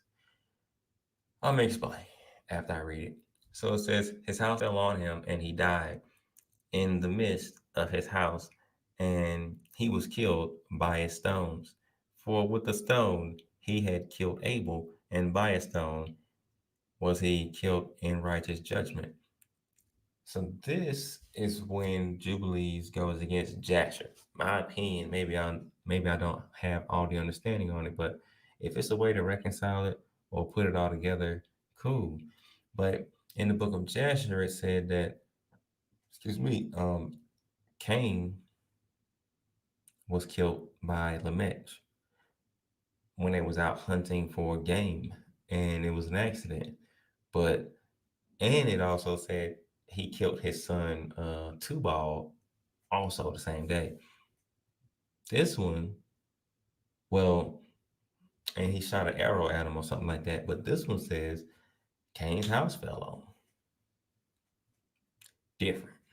Now, maybe it's a way to put it all together that I'm not understanding, but if so, then let it be revealed. But right now, different. Sounds different. So this is something I noticed early on, but I don't care. I'm just saying, this is something that I just knew, but still read both books and kept reading other books. But just know that. You can check it out yourself. You'll see it. So anyway, let's keep going. 32, it says, For this reason it was ordained on heavenly tablets with the instrument with which a man kills his neighbor, with the same shall he be killed. After the manner that he wounded him, in like manner shall they deal with him. And in the 25th Jubilee, Noah took to himself a wife, and her name was Zara, the daughter of Rachael, the daughter of his father's brother, in the first year, in the 5th week. And in the 3rd year thereof, she bare him Shem. In the 5th year thereof, she bare him Ham. And in the first year, in the 6th week, she bare him Japheth. Okay, okay. So I'm gonna check in with y'all real quick after I said all that. Um, if I could share screenshots, I could. Do you need to get on the live stream, Caddy? Caddy, I would. I think you could screen share on StreamYard. It's worth the wait. Okay, okay, okay. I don't know what y'all talking about. Actually, you do. It's literally there in the books. Okay, I see y'all talking about something, but I ain't read everything. But I'll get back with y'all. Let's see. We got 1 hour and 25 minutes in the video already, I believe. Let's see. Yep, yep. And I'm only on the fifth chapter, y'all. Ain't that something? Okay. So it says, chapter 5, verse 1. Oh, this that Genesis 6 stuff right here, I think. Yep. Okay, the heading gave it away. And the way the first little line starts off, and it came to pass when the children of men, well, when the children of men began to multiply, yeah, that's Genesis. Genesis 6, 1. Okay. So it says, I had to see if I had to pop my neck. And it came to pass, when the children of men began to multiply on the face of the earth, and daughters were born to them, that the Malachim of Yahweh saw them on a certain year of this Jubilee, that they were beautiful to look on. And they took them wives, well, themselves wives of all whom they chose, and they bare to them sons, and they were giants. And Torahlessness increased on the earth, and all flesh corrupted its ways. What way? Alike men and cattle and beasts and birds and everything that walks on the earth. All of them corrupted their ways and their orders, and they began to devour each other. And this is interesting. Like Genesis words it how it words it, but it doesn't word it to my knowledge like this. This makes it sound like animals was corrupting their ways, and which is interesting because that I can see making sense because I think about animals today, how they kill each other. I'm like, was it always like this? Like, was this always how they were? Because I don't think in the beginning they were supposed to be killing each other like this. Like now, y'all see how y'all see how it go. We seen it growing up on the Discovery Channel. They show us these creatures in the wild and they hunting each other, killing each other, fighting each other. I'm like, but anyway, that's an interesting way that they worded. So what was I at? And they begin. Let me just read the whole verse again. And toilessness increased on the earth, and all flesh corrupted its way, alike men and cattle and beasts and birds and everything that walks on the earth. All of them corrupted their ways and their orders, and they began to devour each other, and toilessness increased on the earth, and every imagination of the thoughts of all men was this evil continually. And Yahweh looked on earth, and behold, it was corrupt, and all flesh had corrupted its orders, and all that were upon the earth had wrought all manner of evil before his eyes. When he said this in Genesis, I've always thought it was just humans that was the corruptors. I didn't think about it being animals too, or all his creatures, like, the birds, dogs, cows. I never thought about them. I thought it was us committing all the wrongs, and because of us, everything was being destroyed too, including the trees, the animals, and I thought the animals was innocent. That's what I thought. I thought since they don't get judged in the end, they're not made in the image of God, and we are. I thought they was innocent. I thought it was just us. But this describes it different. So anyway, well, man, verse 4. And he said, yeah, I think I read everything before. Okay. And he said that he would destroy man and all flesh on the face of the earth, which he had created. But Noah found free, unmerited favor before the eyes of Yahweh and against the angels whom he had sent on the earth. He was exceedingly wroth. Wait a minute. Oh, that just said something I never caught. It says in 5, but Noah found free and merited favor before the eyes of Yahweh and against the angels whom he had sent on the earth. Oh, okay, okay. I'm thinking they talking about the angels that came down to have sex with women. I'm like, wait a minute. But this might not be talking about them. Let's see. It says, he was exceedingly wroth, and he gave commandment to root them out of all their dominion. And he bade us to bind them in the depths of the earth. And behold, they were bound in the midst of them and are kept separate. So this sounds like the book of Enoch when those angels were put in a certain place. And it's a, is it Jude or Peter? I think Peter that talks about it. I think Mason shared those scriptures earlier about how those angels was bound. But let's keep going. Then in 7 it says, and against their sons went forth a command from before his face that they should be smitten with the sword and be removed from under heaven. And he said, my spirit, this is Genesis 5:3, or cross reference. And he said, my spirit shall not always abide on man, for they also are flesh, and their days shall be 120 years. Then it says, and he sent his sword into their midst, that each should slay his neighbor. And they began to kill each other, till they all fell by the sword and were destroyed from the earth. And their fathers were witnesses of their destruction. And after this, they were bound in the depths of the earth forever, until the day of great condemnation, when judgment is executed on all those who have corrupted their ways and their works before Yahweh. And he destroyed all from their places, and there was not left one of them whom he judged, not according to all their wickedness. And he made for all his works a new and righteous nature, so that they should not sin in their whole nature forever, but should be all righteous, each in his kind always. And the judgment of all is ordained and written on the heavenly tablets in righteousness, even the judgment of all who depart from the path which is ordained for them to walk in. And if they walk not therein, judgment is written down for every creature and for every kind. Mm, whoa, that's new.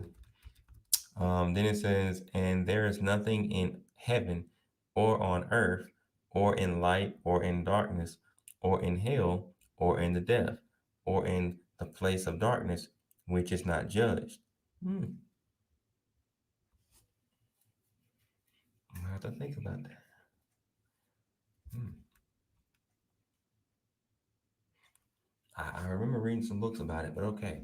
Enoch comes to mind, but anyway, it goes on to say, and all, I'm thinking, and all their judgments are ordained and written and engraved in regard. Oh, that reminds me of some other books where it talks about like all the things people do are written down. But let's keep going. In regard to all he will judge, the great according to his greatness, and the small according to his smallness, and each according to his way. And he is not one who will regard the person of any, nor is he one who will receive gifts. If he says that he will execute judgment on each, if one gave everything that is on the earth, he will not regard the gifts or the person of any, nor accept anything at his hands, for he is a righteous judge. And of the children of Israel, it has been written and ordained, if they turn to him in righteousness, he will forgive all their transgressions and pardon all their sins.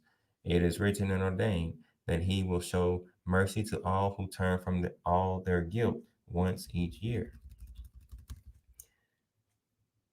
Wait a minute. Okay, I just had to make sure I was going to read at the right spot. And as for all those who corrupted their ways and their thoughts before the flood, no man's person was accepted except that of Noah alone. For his person was accepted in behalf of his sons, whom Yahweh saved from, excuse me, from the waters of the flood on his account.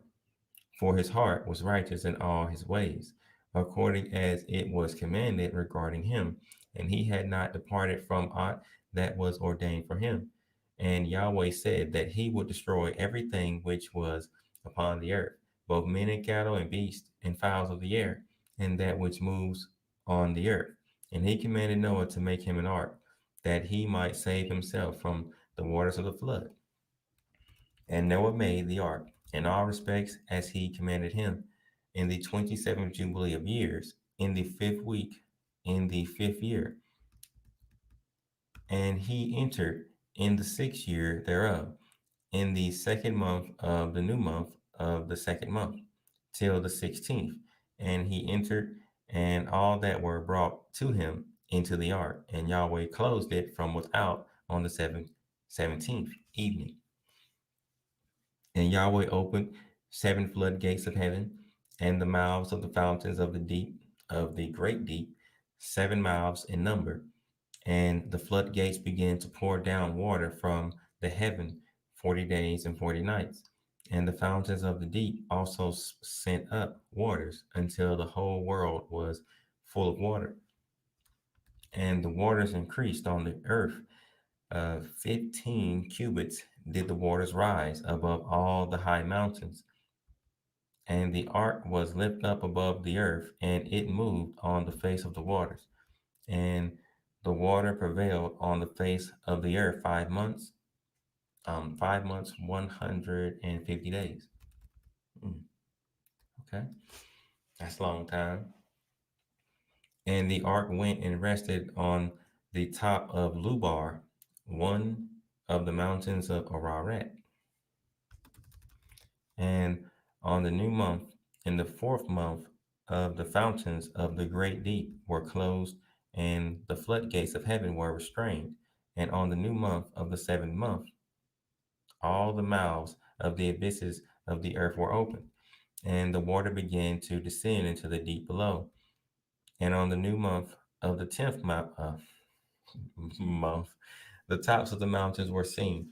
And on the new month of the 1st month, all these months, I'm sorry, of the 1st month, the earth became visible, and the waters disappeared from above the earth in the 5th week, in the 7th year thereof.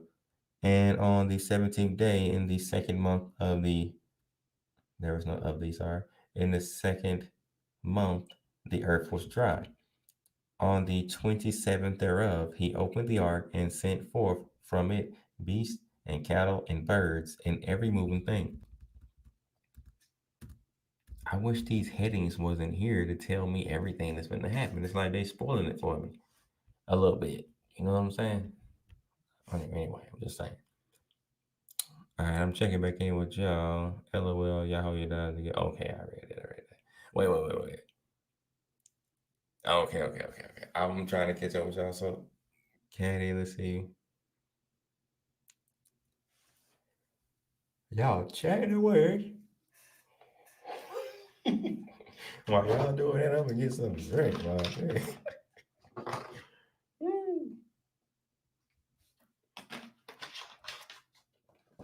Y'all remind me of the last time y'all was in the chat. Your chat is lit, bro. That's how it was the other night. They was in here. I was watching it. I was watching my last video yesterday. I was in. Hang on. I'm gonna just say I was watching it, right? And I'm looking and listening, and I'm like, as I watch this, I'm gonna just read the comments because when I was reading it, I couldn't read all the comments. I can only like read a few and get back to reading. So I'm reading, and as I'm reading it, I'm noticing it's a part that came up that was important, and I caught it, and they ain't even catch it. They in there talking, and I was like, you know what?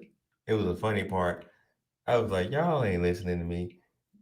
And, I said something like that, and then it was just funny to me. But yeah, they was in here chatting away yesterday. Katie says, "OMG, the insanity in here. How many of you actually believe you can find Jesus from a religion that is loud and proud of their hatred for him? That's just insane.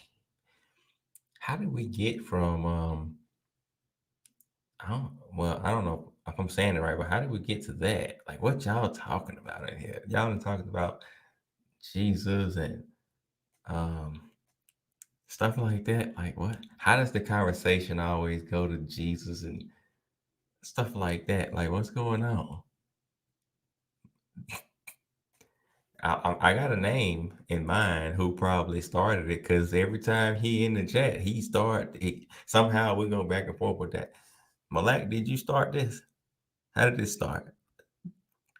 I'm trying not to laugh. Caddy, you know Yeshua was a Pharisee. Now, what scriptural information you got that he was the Pharisee? You see how this turning into. I can't mess with y'all right now. Okay. Caddy says last night was cool and fun, but this Talmud love for Jesus is just shocking. What? How did you get that? Like Talmud? Wait a minute. But this Talmud love for Jesus is just shocking. What do you mean, love? I'm confused. I don't know what's going on. I'm not reading all the comments, but I'm confused. Um, because I know some people don't believe in Jesus, so I don't know what you mean. You say, okay, Israelites say, the Talmud is good to gain. Choke my. And then Malak says, nah, my boy, Israelite elect, Nazarite order did laughing my A off. Okay. So Malak didn't start it this time. Okay. I apologize. Normally, me and you be going back and forth about this. Okay. So, Caddy says, because you have someone in here talking about the Talmud and evil books. Caddy, you do know you don't have to like conversate with these people, right? It's like you can read it or ignore it, or read it and ignore it, or read it and comment back. It's up to you. You don't have to listen to what they're saying. Especially, well, it's like for certain purposes. Like stuff they say is beneficial. Some stuff is not. Like, is it beneficial? I don't know if it's beneficial, but it don't sound like it. That's all. And then if you haven't read the Talmud or whatever he's talking about, then you probably can't understand it completely anyway. And then you can think about it like this, like whatever he's talking about is based on his understanding or their understanding. So maybe what they're saying is based on what they know. That's that. Um, let's see, some more comments showed up. We got Malak said, he said, do what they say, but not what they do. Also, how is the oral Torah evil? Did I say it was evil? Who said that? Um, Caddy said, Caddy says he said that the Talmud talks about the love for Jesus. Oh, it probably do. I don't know. Um, but at the same time, I don't care too much. I mean, if it does, it does. I don't mind reading it, but I haven't. But then, let's see, Israelite says, imagine the Torah being evil. LOL. What? I don't know why you even said that. Caddy, you know what? Y'all going a little bit too fast. I'm telling you, I'm trying to keep up. But based on how this is going though, it just sounds like a conversation that's kind of vain. You know how the scriptures talk about vain things, which is another way of saying pointless. That's kind of what this is right here. But we can also get into this after I'm finished reading this chapter, or maybe two more chapters, because what y'all talking about, I don't know about all that. Um, y'all can keep going though. I tell you what, I'm gonna read chapter. What is this? 6, I think. I think I'm on 6. Yeah, I'm on chapter 6. Oh man, I'm glad to read this one though. Get this one over with. Mm-mm-mm. Let's see what we got. Mm. Okay. And on the new month of the third month, he went from the ark and built an altar on that mountain. And he made atonement for the earth, and took a kid and made atonement by his blood for all the guilt of the earth. For everything that had been on it had been destroyed, except those that were in the ark with Noah. And he placed the fat thereof on the altar, and he took an ox, and a goat, and a sheep, and kids, and salt, and a turtle dove, and the young of a dove, and placed the burnt sacrifice on the altar, and poured thereon an offering mingled with oil, and sprinkled wine, and strewed frankincense over everything, and caused a goodly savor to arise, acceptable before Yahweh. And Yahweh smelt the goodly savor, and he made a covenant with him that there should not be any more a flood to destroy the earth, that all the days of the earth, seed time and harvest, should never stop. Cold and heat, and summer and winter, and day and night should not change their order, nor stop forever. And you increase and you multiply. Did it say that?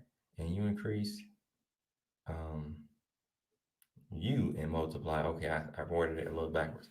And you increase, you and multiply on the earth, and become many on it, and be a blessing on it. The fear of you and the dread of you I will inspire in everything that is on earth and in the sea. And behold, I have given to you all beasts and all winged things, and everything that moves on the earth, and the fish in the waters, and all things for food, as the green herbs. I have given you all things to eat, but flesh with the life thereof, with the blood, you shall not eat. For the life of all flesh is in the blood, lest your blood, I mean, yeah, that's what it says, lest your blood of your lives be required. At the hand of every man, at the hand of every beast, will I require the blood of man. So this is Genesis 9, around verse 3. Then it says, whoso sheds man's blood, by man shall his blood be shed. For in the image of Yahweh made he man. And you, increase you and multiply on the earth. And Noah and his sons swore that they would not eat any blood that was in any flesh. And he made a covenant before Yahweh forever throughout all the generations of the earth in this month. On this account he spoke to you, that you should make a covenant with the children of Israel in this month on the mountain with an oath, and that you should sprinkle blood on them because of all the words of the covenant, which Yahweh made with them forever. And this testimony is written concerning you, that you should observe it continually, so that you should not eat any. Oh, this is the chapter I was talking about. Okay. I said earlier that it was a prophecy that came to pass from this book, and this is the chapter that I was talking about. So I'm going to see and verify that that's true. So here we go. I'm going to read verse 12 again. So it says, and this testimony is written concerning you, that you should observe it continually, so that you should not eat on any day any blood of beasts or birds or cattle during all the days of the earth. And the man who eats the blood of beasts or of cattle or of birds during all the days of the earth, he and his seed shall be rooted out of the land. And do you command the children of Israel to eat no blood, so that their names and their seed may be before Yahweh our sovereign ruler continually? And for this Torah there is no limit of days, for it is forever. They shall observe it throughout their generations, so that they may continue supplicating on your behalf with blood before the altar every day, and at the time of morning and evening they shall seek forgiveness on your behalf perpetually before Yahweh, that they may keep it and not be rooted out. And he gave to Noah and to his sons a sign, that there should not again be a flood on the earth. He set his bow in the cloud for a sign of the eternal covenant, that there should not again be a flood on the earth to destroy it all the days of the earth. For this reason it is ordained and written on the heavenly tablets that they should celebrate the Feast of Weeks in this month once a year to renew the covenant each year. And this whole festival was celebrated in heaven from the day of creation till the days of Noah, 26 jubilees in 5 weeks of years. And Noah and his sons observed it for 7 jubilees and 1 week of years, till the day of Noah's death. And from the day of Noah's death, his sons did away with it until the days of Abraham, and they ate blood. But Abraham observed it, and Isaac and Jacob and his children observed it um, up to your days, and in your days the children of Israel forgot it until you celebrated it anew on this mountain. And do you command the children of Israel to observe this festival in their generations? Well, in all their generations, for a commandment to them. One day in the year, in this month, they shall celebrate the festival, for it is the Feast of Weeks and the Feast of First Fruits. This feast is twofold and of a double nature, according to what is written and engraved concerning it. Celebrate it. For I have written in the book of the first Torah. Look at this. Think about it. It says, for I have written in the book of the first Torah, in that which I have written for you, that you should celebrate it in its season, one day in the year. And I explained to you its sacrifices that the children of Israel should remember and should celebrate it throughout their generations in this month, one day in every year. Who's talking right here? I'm no expert, but this is either Moses or an angel. I don't know if it's an angel, but it could be Moses because it says, I have written in the book of the first Torah. And what he's talking about is about the feast. And we know about the feast being in Leviticus. So, well, is any feast in Genesis? Because they consider that the first book, but maybe, according to this, that shouldn't be the first book. Maybe the first book should be Leviticus. Because Leviticus is the book that talks about the seasons. I mean, the feast. Let me read this again. See if I'm right. It says, for I have written in the book of the first Torah, in that which I have written for you, that you should celebrate it in its season, one day in the year. It don't sound like Genesis to me. I'm just saying. It sounds like Leviticus. I, I, I just can't see it being Genesis. But anyway, then it says, and I explained to you its sacrifices, definitely not Genesis. And then it says, it says, and I explained to you its sacrifices that the children of Israel should remember and should celebrate it throughout the generations. And no, that's oh wait, Exodus. That sounds like Exodus. Um, I think it's Exodus. What y'all think? Y'all think it's Exodus or Leviticus?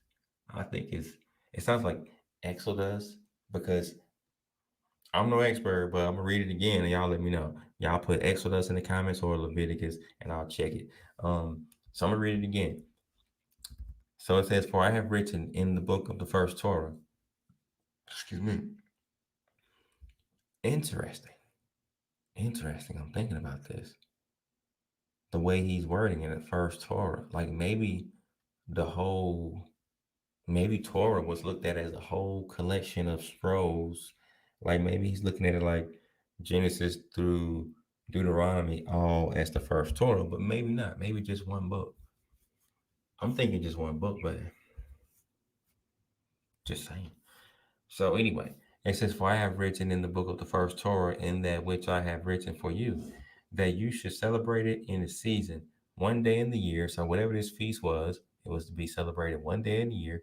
And then it says, and I explained to you its sacrifices. It has sacrifices that the children of Israel should remember and should celebrate it throughout the generations in this month, one day in every year. Let's keep going. Let's keep going. And on the new month of the first month, and on the new month of the fourth month, and on the new month of the seventh month, and on the new month of the 10th month, are their days of remembrance. I know for a fact that's Leviticus.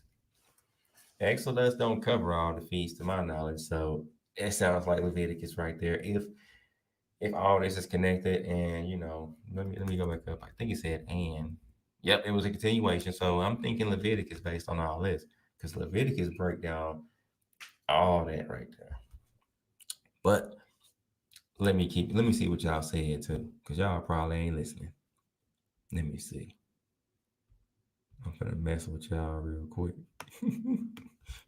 Let me see what y'all said. I don't see no answers. Nope. Y'all ain't answered. Y'all did it again. Okay.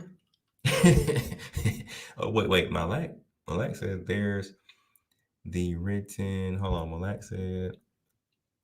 What Malak say? Where is that? There's the written Torah and the oral Torah. Okay, I thought he answered it. He ain't answered it. Y'all ain't listening. I'm just messing. Okay, let's see. Um, Let me go back. I can't mess with y'all. Where we at now? We on 24. I don't know if I read all of 23. Let's see. And on the new month of the 10th month are the days of remembrance and the days of the seasons in the four divisions of the year. These are written and ordained as a testimony forever. Okay. And Noah ordained them for himself as feasts for the generations forever, so that they had become thereby a memorial to him. And on the new month of the first month, he has bidden to make for himself an ark. And on that day, the earth became dry, and he opened the ark and saw the earth. And on the new month of the fourth month, the mouths of the depths of of the abysses, well, the abyss beneath, were closed. And on the new month of the seventh month, all the mouths of the abysses of the earth were opened. And the waters began to descend into them. And on the new month of the 10th month, the tops of the mountains were seen, and Noah was glad. And on this account, he ordained them for himself as feasts for a memorial forever. And thus are they ordained. And they placed them on the heavenly tablets. Each had 13 weeks. Ooh, that's the number that goes along with Enoch. If you read that part, I think it's around the luminaries. Okay. And then it says, from one to another, their memorial, from the first to the second, and from the second to the third, and from the third to the fourth. And yeah, that's Enoch definitely, because that's the whole year, 13 weeks. That's one season, another 13 weeks, that's another season, then 13 weeks, another season, then 13 weeks, your final season. Altogether should be 52 weeks. Okay. Where we at now? 30, I think. It says, "And all the days of the commandment will be 52." There it is. "And all the days of the commandment will be 52 weeks of days, and these will make the entire year complete. Thus it is engraved and ordained on the heavenly tablets, and there is no neglecting this commandment for a single year, or from year to year, and command you, the children of Israel, that they observe the years according to this reckoning, 364 days, and these will constitute a complete year, and they will not disturb its time from its days and from its feasts. And everything will fall out in them according to their testimony, and they will not leave out any day nor disturb any feast. But if they do neglect and do not observe them according to his commandment, then they will disturb all their seasons, and the years will be dislodged from this order. And they will disturb the seasons, and the years will be dislodged, and they will and they will neglect their ordinances, and all the children of Israel will forget and will not find the path of the years, and will forget the new months and seasons and Sabbaths, and they will go wrong as to all the order of the years. For I know, and from henceforth will declare it to you, and it is not of my own devising, for the book is written before me. and on the heavenly tablets the division of days is ordained, lest they forget the feast of the covenant and walk according to the feast of the Gentiles after their error and after their ignorance. For there will be those who will assuredly make observations of the moon. That's going on right now.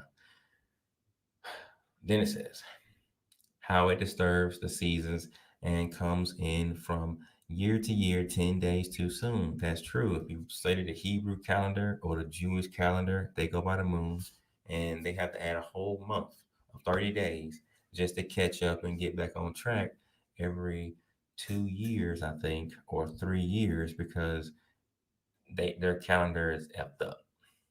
It will always be effed up. Um, so 37. It says, for this reason, the years will come on them when they will disturb the order and make an abominable day the day of testimony, and an unclean day a feast day, and they will confound all the days, the holy with the unclean, and the unclean day with the holy. For they will go wrong as to the months and Sabbaths and feasts and jubilees. If you study their calendar and how when they celebrate the feasts and things like that, you'll notice that there are days off of when it really is. If you study, if you look up, stuff like that, which I did, and they off a little bit.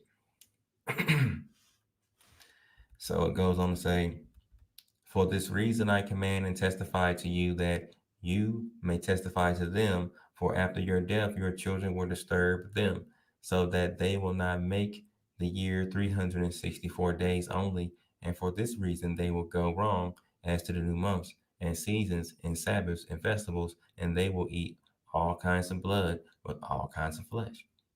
So this is the verse where the chapter I was talking about, a prophecy was fulfilled. And if you read the scriptures, and even from our times now, you can kind of see that they did um, do things like this. They did do that. In the Bible, we see them eating, they ate blood. When you see calendars messed up, it might not be Israel that did it, but the calendar's effed up. So, um, yeah, that's what I was talking about, though. Chapter 7. Let me check something. Okay, okay.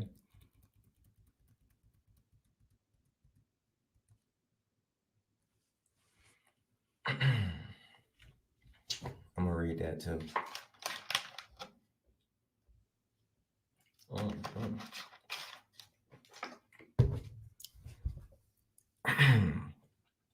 Chapter 7.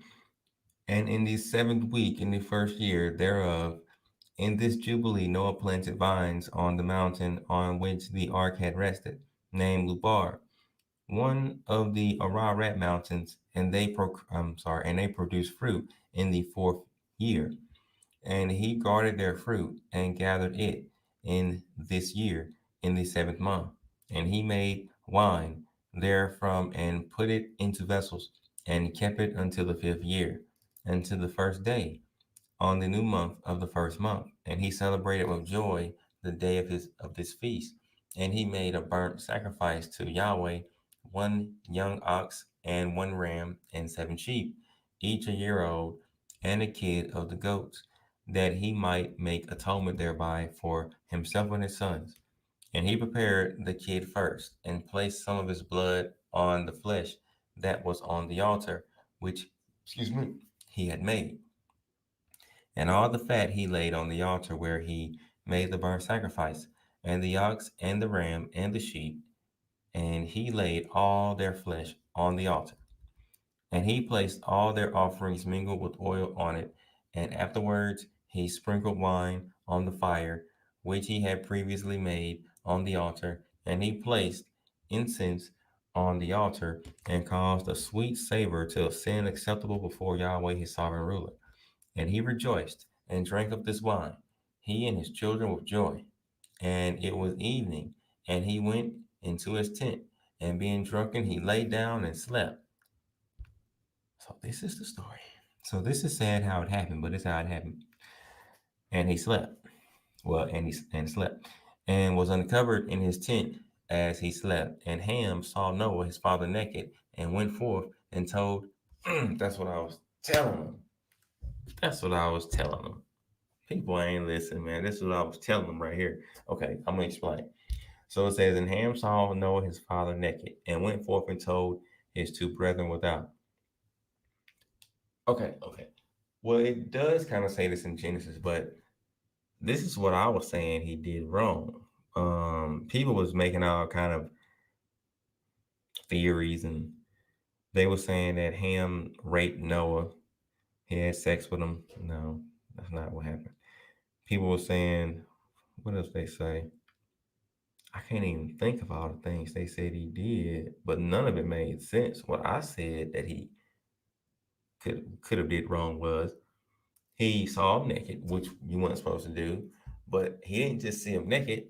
He went out after seeing him naked, ran his mouth to his brothers about him being naked, and it could have been the way he did it that caused it to be wrong. But that's what I was saying, and that's what it sounds like right here that I get. But I could be wrong, but because that I think that's why he got cursed.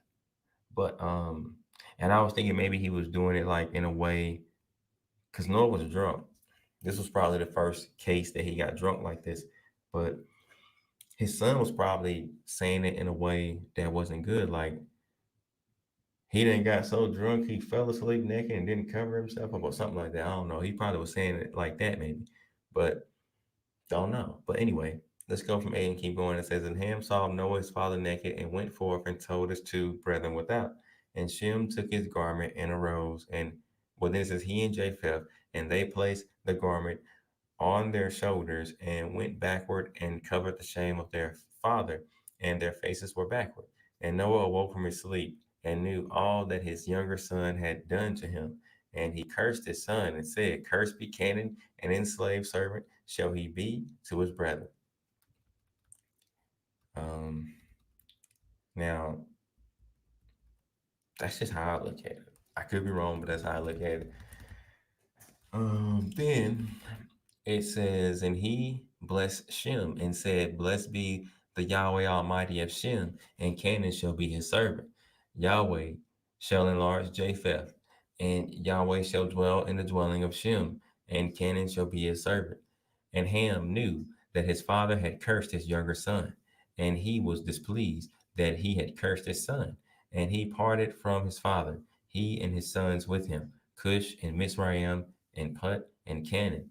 See, a lot of people don't even know they had all these kids at the time, but because the scriptures doesn't describe it like this, they think Canaan wasn't even born yet when he cursed Canaan. Canaan was born; he was there, but people don't know. Anyway, let's keep going. And then it says, and he built for himself a city and called his name after the name of his wife. Never seen this one. Nelatamuak, something like that. Nelatamuak. And Japheth saw it and became envious of his brother. And he too built for himself a city, and he called his name after the name of his wife, Adatanisis. And Shem dwelt with his father Noah, and he built a city close to his father on the mountain. And he too called its name after the name of his wife. All these E's. CDQ. I'm gonna try to say it slow like that. And I messed up the last part anyway. CD key. My bad. I said Q. CDKT Lee Bab. Wow. Okay, let me say it fast. CDKT Lee Bab. Wow, that's a long name. Dang, why that name so long? Anyway, uh, and behold, these three cities are near Mount Dubar, CDKT Libab, fronting in the mountain on its east. Like if that was an actual city that was named that, I wouldn't want to say that whole word because that's a long word. Like I get tired through like half of the word or like all over half. Here we go. I live on CDKT Lebab. Like that last part, man. Come on now. Like that need to just cut off right there. Like CD, let's see. CDKT right there. That's all it need to be. That Lebab need to just no. That's too much. But anyway, that's a long word. Tell you. You gotta pause to say the whole word. Let me see if I can say it all without pausing. Okay.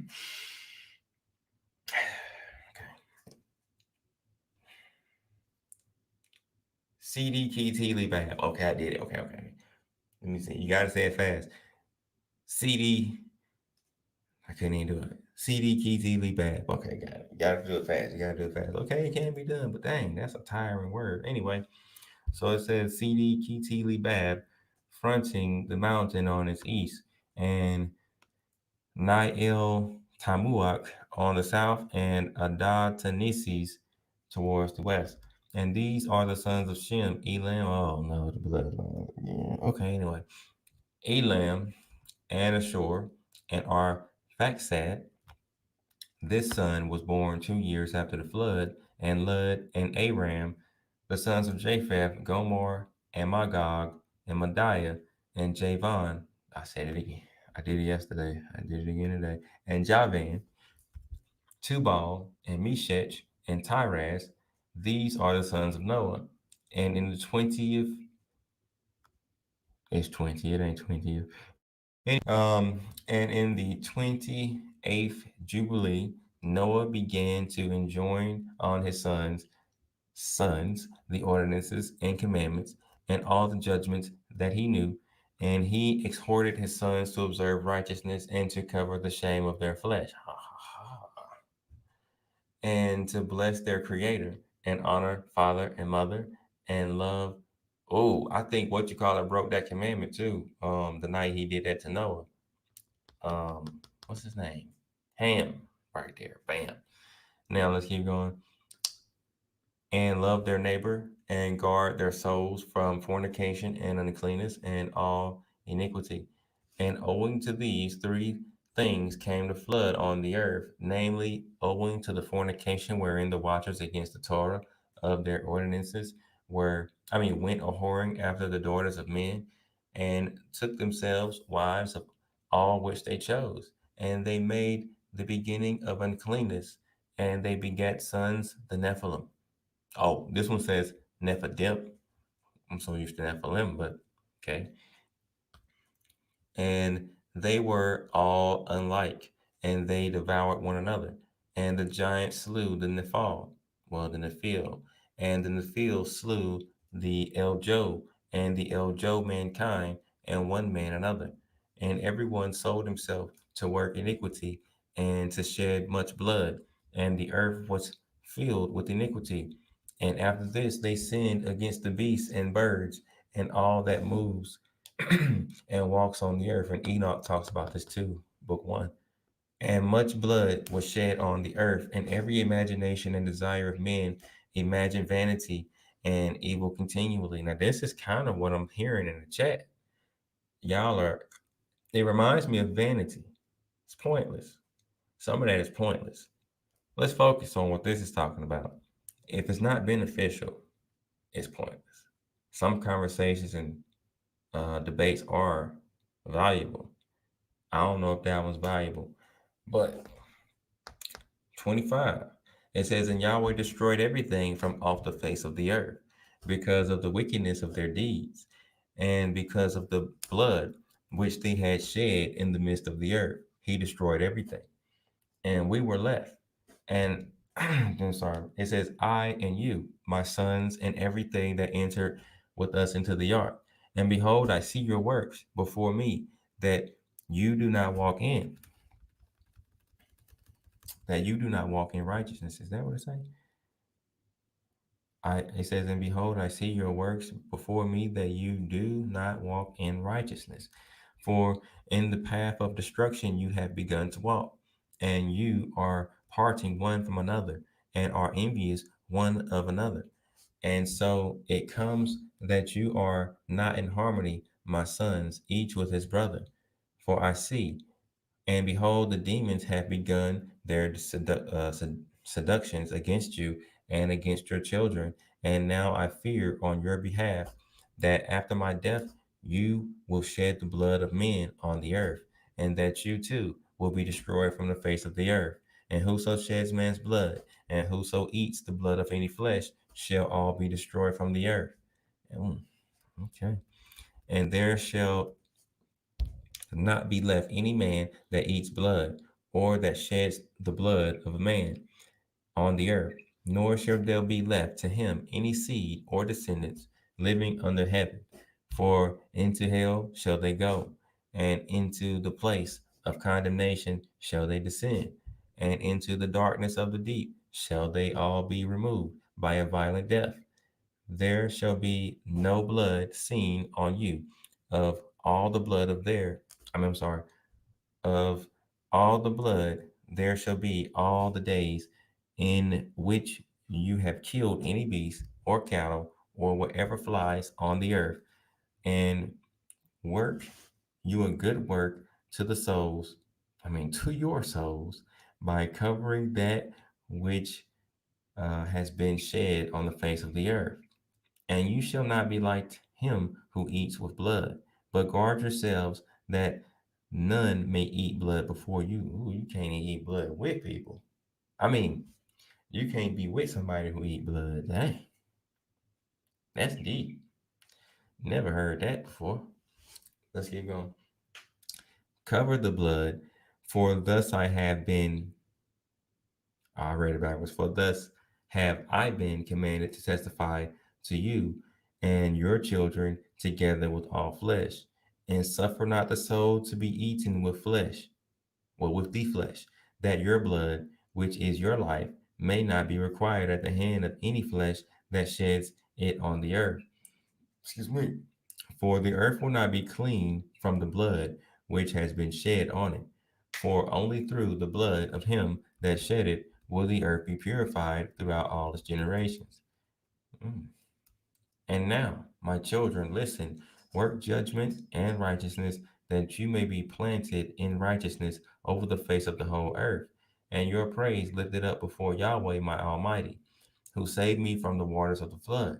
And behold, you will go and build for yourselves cities, and plant in them all the plants that are on the earth, and moreover, all fruit bearing trees, and 3 years of fruit of everything. I left out the, and 3 years of the fruit of everything that is eaten will be, will not be gathered. And in the fourth year, its fruit will be accounted holy, and they will offer the first fruits acceptable before the Most High Yahweh, who created heaven and earth and all things. Let them offer in abundance the first of the wine and oil as first fruits on the altar of Yahweh who receives it. And what is left, let the servants of the house of Yahweh eat before the altar which receives it. And in the fifth year, make you the release, so that you release it in righteousness and uprightness. And you shall be righteous, and all that you plant shall prosper. For thus did Enoch, the father of your father, command Methuselah, his son, and Methuselah, his son Lamech. And Lamech commanded me all the things which his fathers commanded him.